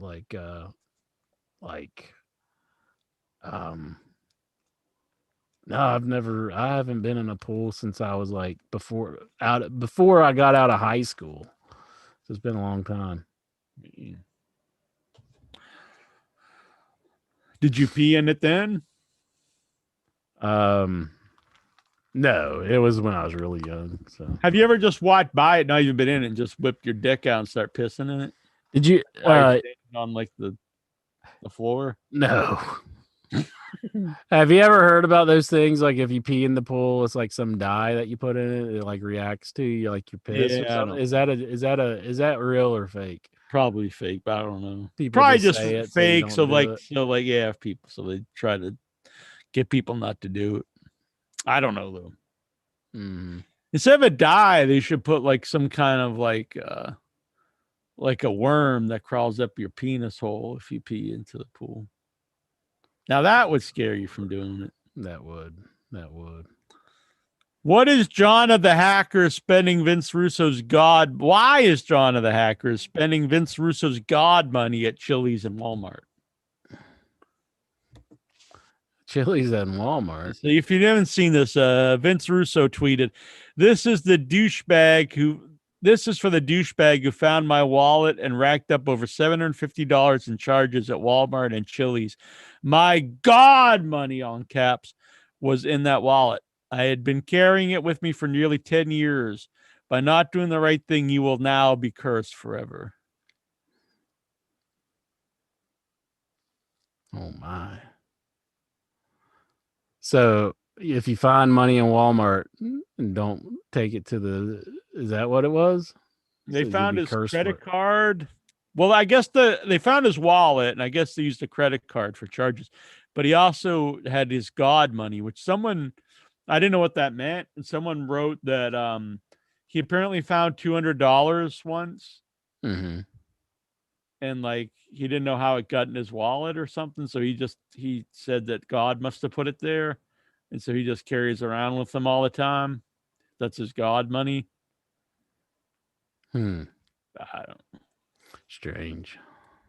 My thing is though, if it was found money, maybe God then found a way to get it into the hands of someone who really could use it Who really needed it? Yeah. for Chili's and Walmart. Mm-hmm. Ow! After all these years, does interest still not understand how pushing and pulling works in the bedroom? Wow, would I ask for instructions whenever we hear the Kamala song? Let me show you. Sure. Okay. So, all right. So this is and according to the song, this is Pat, and this was the Brooklyn Brawler, and so the Brawler would push it Is that a AA battery? and then pull it, push it, pull it, push. Why it. was he using a AA battery? Well, AAA actually. It's He's AAA? not really well endowed, I guess. AAA. Oh. He's a AAA man, eh? Yeah. God rest Pat Patterson's soul. Mm-hmm. Tyler and Kamala for singing such a wonderful song. He didn't mean any harm. Tyler Stevens, what are Vince Russo's best contributions to wrestling, bro? His stuff in WWE. Yeah, definitely his stuff from WWE. And he's an entertaining guy, I think. But. Mm-hmm. Tyler Stevens, if you could live the life of any wrestling superstar, past or present, who would it be and why? Who would it be and why? Probably.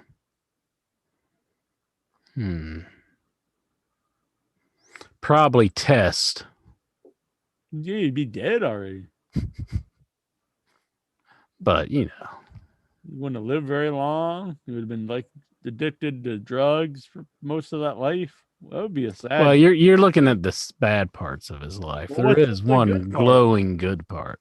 What was that? They made a bust of the lady's legs for WWE fans to fill up. Well, why not pick David Flair instead? He's like a UPS driveman right now. Yeah, he's not isn't he? dead. Still fucking live. But like that would be hard to deal with. One day you're with Stacy, the next day you're driving for UPS. And Better Ric than one Flair's day your you're dad. Stacy, the next day you're dead. And then every time you're delivering somebody's stupid package, you're like, "Hey, Ric Flair, son, why ain't you on the wrestling?" You're like, Now you're finally doing what you're supposed to be. "Hey, ain't your sister wrestling now?" She's a big time star. Why were you such a failure? I remember when you got whipped by the Undertaker. He beat you for real to make you respect the business. You ain't George respecting it Clooney. now. George Clooney was banging his old wife after a while. The old lady. That's true. She's gone from Tess to George Clooney. And then, Well, that's not too bad. From David Flair to George Clooney's a pretty big jump. yeah. Maybe if George Clooney and David Flair got together, they would have some stories, you know? If it was George Clooney, David Flair, and Miss Hancock, who do you think George Clooney or David Flair would take the Lucky Pierre position?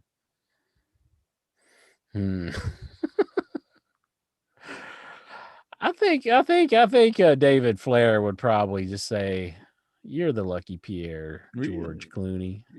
I don't think George Clooney's more of the alpha male of the two. I don't know. I think David Flair, he's probably just like, "I'm sick of all this shit, and today is my day. You're the Lucky Pierre, George Clooney. Mr. ER, get in the middle. It's your lucky day." Yeah. From Stacy Keebler's box to Delivered Incher's box. Mm-hmm. Right here, Galgo 13, he says, "I think Tess got Kelly as well." Really? Swax would be pissed. Yeah, but then he died. Yeah, the Don part is a bummer. but and being named like Test, and he was in a storyline with Stephanie, but that wasn't a very good storyline.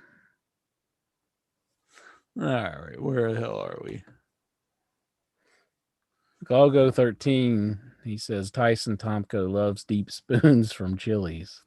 Do you think Tyson Tomko got the credit card and went to Chili's at Walmart? Possible. He was going to be the Batista of the Headyverse. Maybe he's like an early celebration. But the Headyverse just had to tear him down. They had to like. Do you think he heard that though? And he's like, "Hell yeah, I'm gonna go have one last hurrah before I become Batista of the Headyverse." Tyler Stevens, does Jericho remind you of Flair in WCW or Flair in TNA? WCW. I'm a big fan of Jericho in AEW. Yeah, I would say, because in TNA he was just, it wasn't that hot. The only good part about Flair and TNA was the woo off with Jay Lethal. That was good. Yeah. Does Incher agree that this lady is the one at fault here? Because if she didn't want Marty to steal her picks. All right. So this long story is Marty Jannetty took a picture of this woman, put up on his Facebook saying like she wanted to bang him and he didn't know if he should. And then she comes on his Facebook and she's like, "How did you even get my picture? You know, I don't even know you." And so long story short is he just like took someone's picture that he doesn't even know and put it on his Facebook saying like she's wanting to bang him. And then wrestling fans were taking his side, saying he was like in the right. Like if you have a picture on the internet, Yeah. it's so everyone's right to just take it and pretend like you're banging them. Yeah, I don't think so. I mean, he probably thought it would never get back to her. And Exactly. Then It's really weird though. It does like not that I really ever believe anything you post, but it does kind of show like, don't be buying much of anything. Can you imagine doing that though? Just going and finding like a random picture and just pretending like this woman's having sex with you. It's pretty sad, really. I found some pictures of you on the dark web where you were saying like, "Look what I'm doing to inch her." Yeah, but that was me just having my way with you. Don't say that. Would you be upset if those videos did surface? Yes. It would be like who's that goof that that left Yeah. WWE? How much is Al Olb offering you right now? Like, I'll do anything, Jack, please. If you start seeing them pop up all over Facebook, you'll know. It'll be like the new Lars Sullivan. You've never seen a freak like me. Nikhil Callahan. Ready, Incher? I guess. Did you notice all the 1,000 different camera shots during WrestleMania? I did notice they did like cinematic, like with like film. They've been doing this for a while, where like they're walking down the ring and it's like a different camera or something. I'm not sure what it's like about. if you film the whole show with that, I'd get it. Or if you use that for like if you just did that and then used it for like a documentary, but you can't have the rest of the show filmed one way and then all of a sudden a totally different style. I wonder if it's like a special camera that's filming more than just that, but they're not revealing it yet or something. I don't know. It looks very good, I'll be honest, but it doesn't fit the rest of the show, so it just comes off strange. Yeah, it does. It does look strange. Yeah. And like the longiness in Paul Heyman's eyes when he's staring at Roman Reigns is extra creepy. You ever get whenever jealous? they film it with that? You're like, why doesn't Jack look at me like that? Sometimes, yeah. Do you think that's how Al Ulb actually secretly looks at you when he's watching these Zoom videos? Probably like that, yeah. Just staring. Is there too many? Oh, where was I? That was number 1. Number 2, will you watch Impact Wrestling? Oh, that's right. There was also Hardcore Justice this weekend. Hardcore Justice. That made a lot of sense. There wasn't enough wrestling. They're like, let's put on a big special show in case people don't have quite enough wrestling to watch. Were they I close? Get a live show, people to go to, but like a show on TV? Yeah. I don't know. So was it close to like where WrestleMania was? Were they kind of glomming off of it like they used to in the past? Yeah, but like I don't think you can even sell tickets to it, so I don't know what the point was. I don't get it either. Will you watch Impact Wrestling's pay-per-view Rebellion? Matches include Omega versus Swan, that's interesting, and Zack Ryder versus Kurt Hawkins. Nah. Is it going to be on their network, or do you have to buy the pay-per-view? Like, I don't know. I never liked that. Like, they should just put their pay-per-views on the network. Yeah, it's hard to get people. I buy the AEW ones because I really like AEW, but even that's a little rough. But now that like I get Peacock for free, it's hard to like, I'm going to go pay like $50 for Impact pay-per-view when I want to watch a show. Yeah, really. I would like to see Omega versus Swan. But I really not even interested in Zack Ryder versus Hawkins. I'm sure it'd be fine, but I'm not interested in it. Is there too many people appearing on one episode of Dynamite? I don't think so. I do think you should probably focus on some guys that'll be on every week instead of rotating so many guys at once. Because they'll give they'll start pushes for like Scorpio Sky, but then you won't see him for weeks on end. You know what I mean? Yeah. Because have we even seen him since he won the golden donut? He's doing the thing with Ethan Page where they were watching Sting, Oh, his that's right. reaction to Yeah. the Killer Hawk there, and they're kind of laughing. So there's something going on there. Mm-hmm. So he's a guy I think they could do better with Scorpio Sky, because it seems like they'll start to push him and then you won't see him again, or it just kind of doesn't go anywhere. Yeah. Thoughts on this AEW faction: Peter Bonani, Ryan Nemeth, and JD Drake. I've liked JD Drake's match with I did too, and I'll be honest, when he Darby. came out, I thought, who the fuck is this shit? But it Yeah, won me over. He did. I think he won a lot of people over with that match, and I remember seeing him on that Evolve show, and I thought, well, this guy's pretty good despite like looking like a total goof, but he is a pretty good talent. It seems like so. Yeah, it's good. Hopefully I like uses Ryan him. Nemeth too. I think he's good. Mm-hmm. I'm not sure who Peter Bonani is. He's the big muscle guy that's like or no, I think he's in the other group with PT Marshall or whatever, or JT Marshall. What's his name? Yeah, the big caveman looking guy. Yeah, I'm thinking of him. I like that guy. Yeah, okay. Yeah. I'm not sure either though.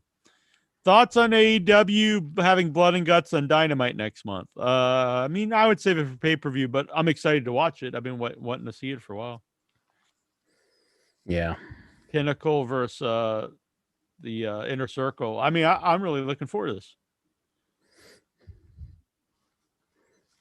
Have you watched Jericho Broken Skull sessions on the network? I have. I really liked it. Mentioned it earlier. Mm-hmm. You'll like it too, Incher. It's good. Yeah, I'll check it out. I was wanting to watch it. Thoughts on T-Bar and Slapjack potentially joining the Hurt Business? Come on. Are they really doing that? Why would you split up the Hurt Business and put those fucking losers in it? Yeah. Why would you even take the other guys out if you just plan to put other goofballs in it? Once Retribution ended, you should have never seen Slapjack and T-Bar as Slapjack and T-Bar again. That should be just gone. get him out of that gimmick. Yeah, that's crazy. I mean, they changed Tapa Tupa or whatever into whatever he is now. I mean, why can't they do it with T-Bar and Mace? If this was real and they broke up from that group, why would they want to stay in that gimmick? Like, it makes no sense. Vince looked like he had plastic surgery done. Do you agree? I think he's had quite a few. Oh, yeah. Most definitely. Have you ever farted in public? Yes. No. Yes, you have. Don't lie. Yeah, I fart a lot, actually, since I changed my diet and stuff, and since I had the reversal surgery. I was farting today a lot. It stinks, too, and sure. Yeah. I'm gonna start bottling my farts and send in. No, don't do that. Why not? That would be a good unboxing video. You could open them up and smell them and like view them. No, I don't think that would be a good video. What if you did it and it was like the biggest hits you've ever had on YouTube? I blow my fucking brains out.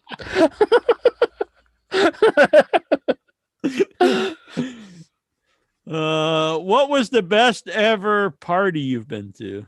I'm not really a big party guy. I'm not much on the party scene, but I've been to a lot of fun after parties at movie festivals, film festivals.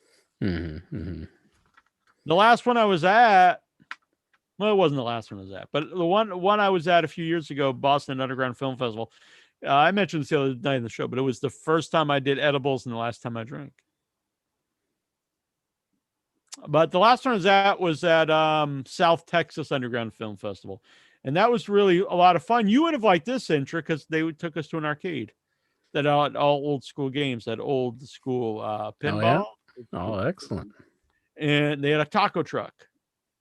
I like tacos too. Yeah. You would have loved it, intro.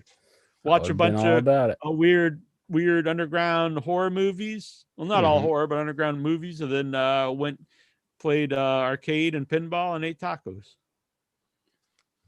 Sounds like a good time. Yeah, what else would you want? Probably even that root beer. I like root beer. Oh, excuse me. Are you a fan of the restaurant Five Guys? I had a Five Guys in Huntington, and I regret I never went there, and it closed before I could go there. Really? So, and I've heard good things about it. I think I saw one of Ryback's episodes where that interviewer guy took him to a Five Guys or something like that, and I was like, "Damn, I wish I would have went to the one that was in my town, but I didn't go to it, so it's closed now." So, I used to go with my uncle, and it was always good. Then they opened one near us, and it was awful. But it could have been the bacon was literally just ash, and I even brought it back. I was like, "What is this?" And like, "That's how we do the bacon." I mean, it was like not just crispy; it was just like ash. It just burnt to nothing. But that was an exception. It's normally good. mhm. If I care to New Jersey, it must be if I come to New Jersey when the pandemic is over, would Lexar show me the best places to go, including the strip club? I bet he would. Most definitely, I think he would. How is the WWE Network on Peacock? I have no problems with it. I don't like it. You can't pause the live stream. The I live don't mind stream. that because I'm normally in the chat if I'm watching it live, so I don't pause it anyway. Yeah. Then I'll be behind everybody. And I don't like that you can't start from the beginning. That sucks. That sucks too. Yeah.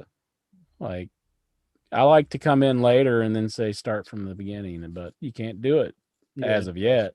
I don't know if they're working on that or They not. said like but- in September or something. It'll be. Oh, It is okay. weird that they don't have like the most basic of streaming like on it. Mhm. That's stuff that like everything has now. Yeah, you would think they would have it, but oh well. I think for my it's much clearer than when mine was just app. Mine's much clearer, and it so far, knock on wood's never buffered at all. Oh, really? Yeah. That's good. Mine's a much better quality, like way better. Hmm. But it's a little harder to navigate. Not that it was easy before. Mhm. Peacock's a little wonky just on mine. It just for some reason it takes a long time to click them, and sometimes when you click enter, it doesn't work. But once Yeah. you actually start working the stuff, it's good. Owl, do you think Joe Biden is biting people and blaming it on his dog? What's the story behind this I one? don't even know, but no, I don't believe that Joe Biden is biting people. Is there something about Venus things or something? It's probably. Dobbs, WrestleMania was the first WWE show I've watched since the pandemic started. I really enjoyed it. Sure, it wasn't perfect, but whatever. Hell yeah. Good for you, Dobbs. Tyler Stevens, who is more honest, HBK or Marty Jannetty? I'd say HBK.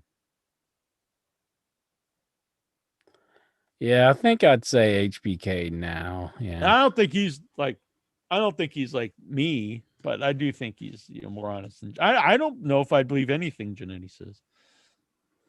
Yeah. I mean, HBK's never fake murdered anybody.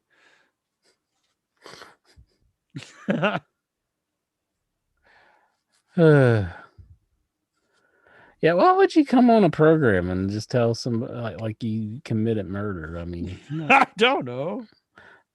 like that's not smart. Got nothing else to say, I guess. I guess, yeah. Would Incher rather bleed or smoke weed?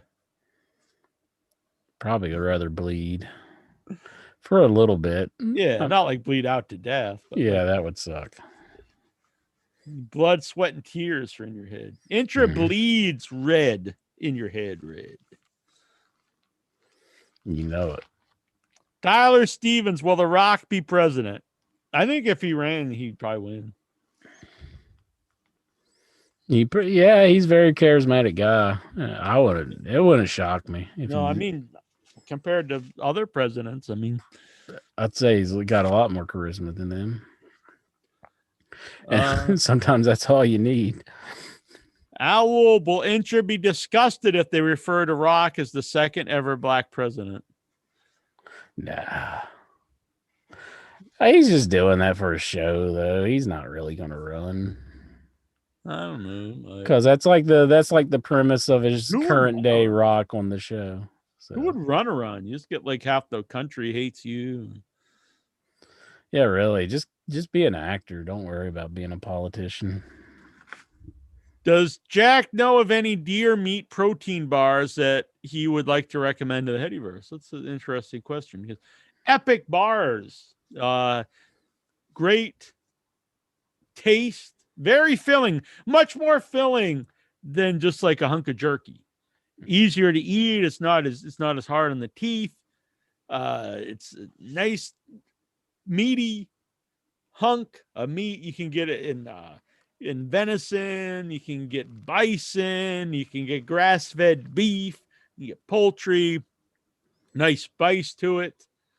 I'm a big fan. Epic protein bars. I take them on my walking around, break out the Epic bar.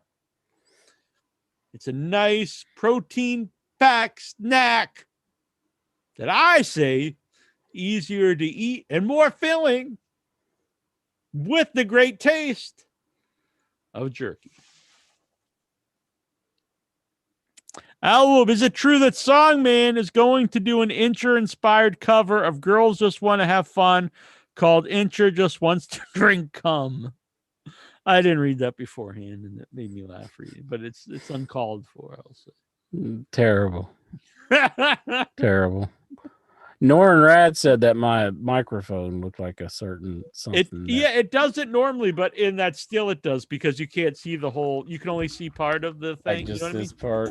Yeah. Yeah, you can just see it and then a little bit of the stem. You know what I mean? It does kind of look like it. So Yeah. I gotta admit. So. It doesn't normally, but in that still it did. Yeah. So if Roman Reigns walks up to you at the bar, tells you to acknowledge him as your tribal chief, what do you do? Just do it. Be easier. I don't go to bars. But if I was there and he came up and said, acknowledge me as your tribal chief, I'd say, you're my tribal chief. I'd throw down. All right, buddy. Let's take this out, man. Let's figure it out. Yeah. There's only one way to do it. As soon as I get this hoodie off. I think he's kicking your ass right now. Paul Heyman's watching on. All right, so don't bring the hoodie to a street fight, Incher. No. All right, that is all the questions we have for this evening. Woo! Oh, one more just came in. Stellar Steven, does Incher play any horror video games? Strangely enough, the one that I unboxed on one of my recent videos of Nightmare on Elm Street for the computer back in the day, I've got up and running on DOSBox on my computer, so I am currently trying to play through that. So yes, a very old game, but it's not so bad. There's no music, but it's kind of interesting to see. So, and I'm hoping that they'll announce the studio that did Friday the 13th. I'm hoping that they'll announce soon what horror franchise they're going to make another game on, another game from this company. I'm thinking it's going to be Nightmare on Elm Street. So I'm kind of pumped up for that. So Children of the Corn. Could be. Well, they said the heavily rumored one was either Texas Chainsaw Massacre or Nightmare. And I think I'd prefer Nightmare, but Texas would be fine too. Yeah, either one would be good. Yeah. So I would play a Nightmare on Elm Street game or Texas Chainsaw Massacre, which they had one on the Atari back in the day on the 2600. So they also had a Halloween game. A new Halloween game hasn't been done. So I know they got some of the characters as playable characters in Dead by Daylight, but that's not the same. I want the whole thing based off of, the franchise. I don't want these other characters that I don't know mixed in. I want it to be something geared for just the franchise. Urias says interest Mike reminds him of the Death Star. That's a little cool. That's cool. That's cooler to have Incher in your face, right in front of your face, a Death Star instead of a giant, hunk of Sperm. Yeah.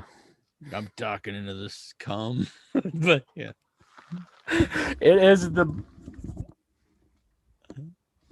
It's made by Blue. I don't think they had the best decision when they made this design. mine's also blue. You've got the more expensive Yeti. So Yeah, mine's the Yeti. The Yeti. The Yeti. I should set this up so I can move this closer to my face all the time instead of stationary, but fuck it. Yeah, you might get somebody saying that it looks like a big sperm in your face. So, so don't bother. Or, well, I mean, the audio quality does matter, but Right. But I'm not changing it. I don't feel like it. No, I think it sounds good. Yeah. All right. Drinker Jack would beat up Woke Jack. The old school Drinker Jack versus Woke Jack. Probably not, to be honest, because much better shape now. You think Drinker Jack would just lose his energy after a while? Oh yeah, of course. I mean, especially if I start attacking him after he beat the shit out of Inch. Beat up me, and then you'd attack him. Remember when it's kind of like Godzilla versus Kong all over again, right there. Remember when we were at FanFest and we were in the room? This is the true story that Incher, he talks about, he didn't want to mess up the furniture, and the reason is I never mentioned this before, but I had locked him in the giant swing, just like Cesaro, and I was swinging him around the room, and I was like on the 27th rotation. He's like, "No, Jack, you gotta break the lamp." Woo! And I was like, "All right," so let him go. And I didn't just let him go because then he would have swung like out the window or something, but I just eased up and lowered him down. Promise me you would not come on here and ever tell that story. I know, but I think the years has gone by. It's time people knew.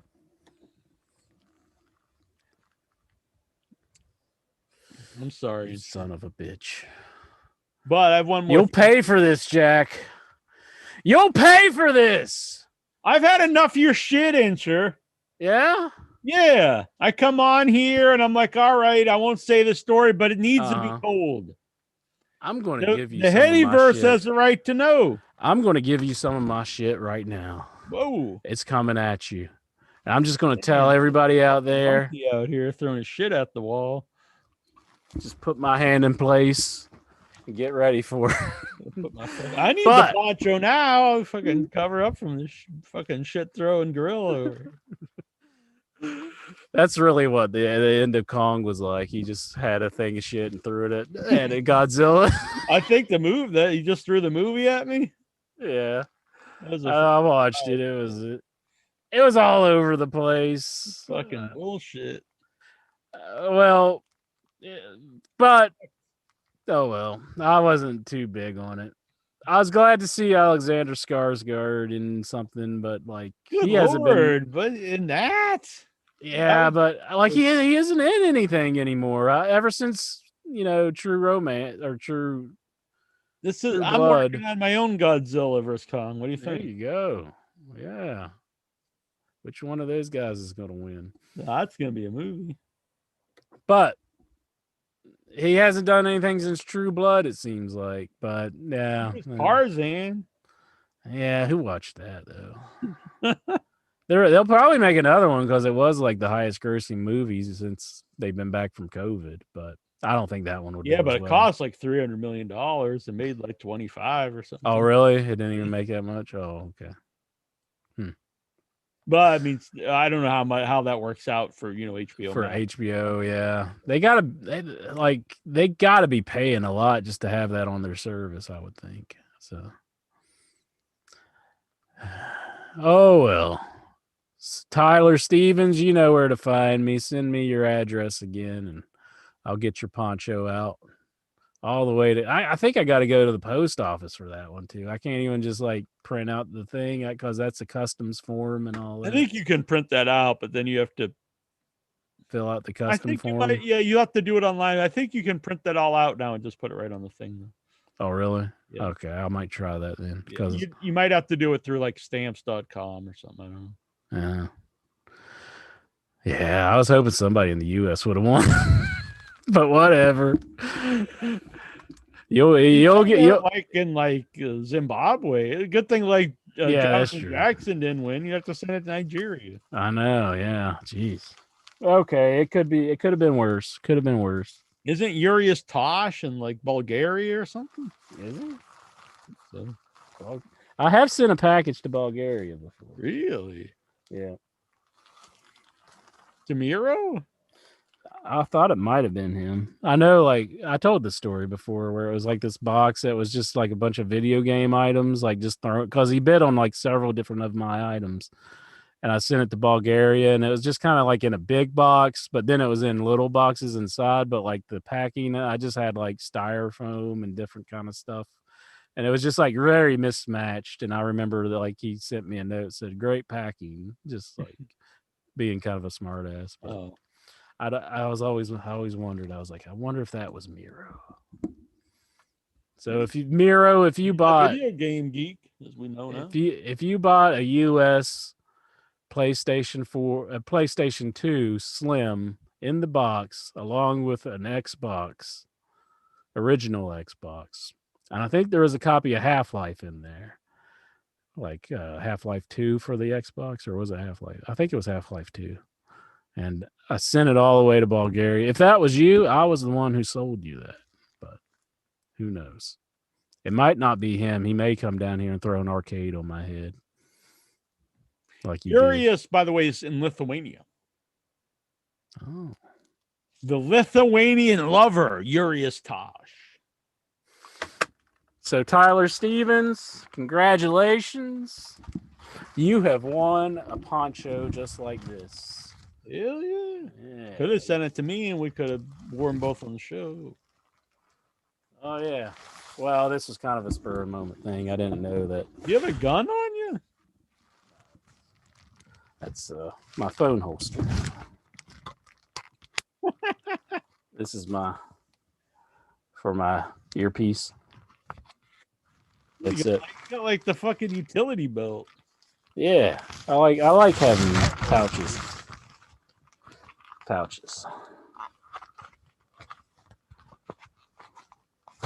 I have a military pouch. Except it's not one to stay. I think this thing isn't made very well. I have a military pouch. Do you? I also have this. This is for my Swiss champ. See, I could put this on the other side. I can't find my Swiss Army knife. I would need it now. I could use it while I'm walking. All right, Jack. What animal is this? Let's see. I want to see if you can tell me what animal this is.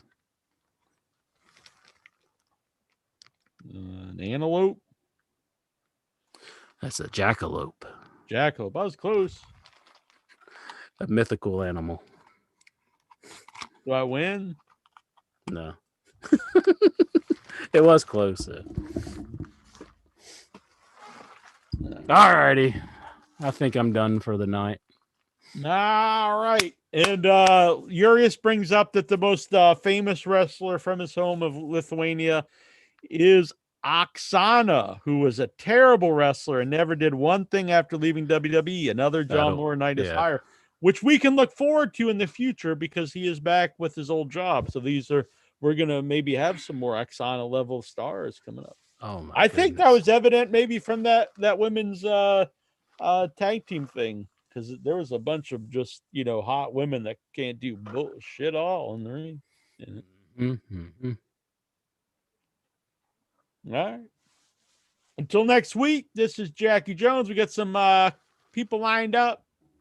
Possibly Tony Schiavone will be on the show, but we will have his partners doing Butts and Seats, the comic book, and some other people in the works. Anyway, if not next week, in the coming weeks, until then, it'll be Jack and the Inchman talking about the wrestling. It's going to be good time. 6 weeks of the Werewolf on Without Your Head is the 40th anniversary of American Werewolf from London, The Howling, and Wolfen. So there's going to be 6 weeks of werewolf guests. Dee Wallace will be on the show next week to celebrate the 40th anniversary of Howling. That would be very cool. Excellent. All right.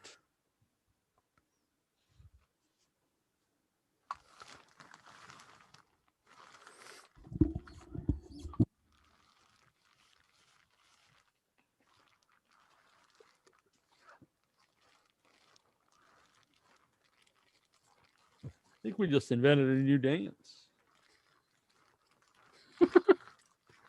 I don't know what we're doing. It hits through the roof. Boom. You're going to flash the audience? Yeah. No. Get kicked off YouTube. Oh, no. Good night. 99.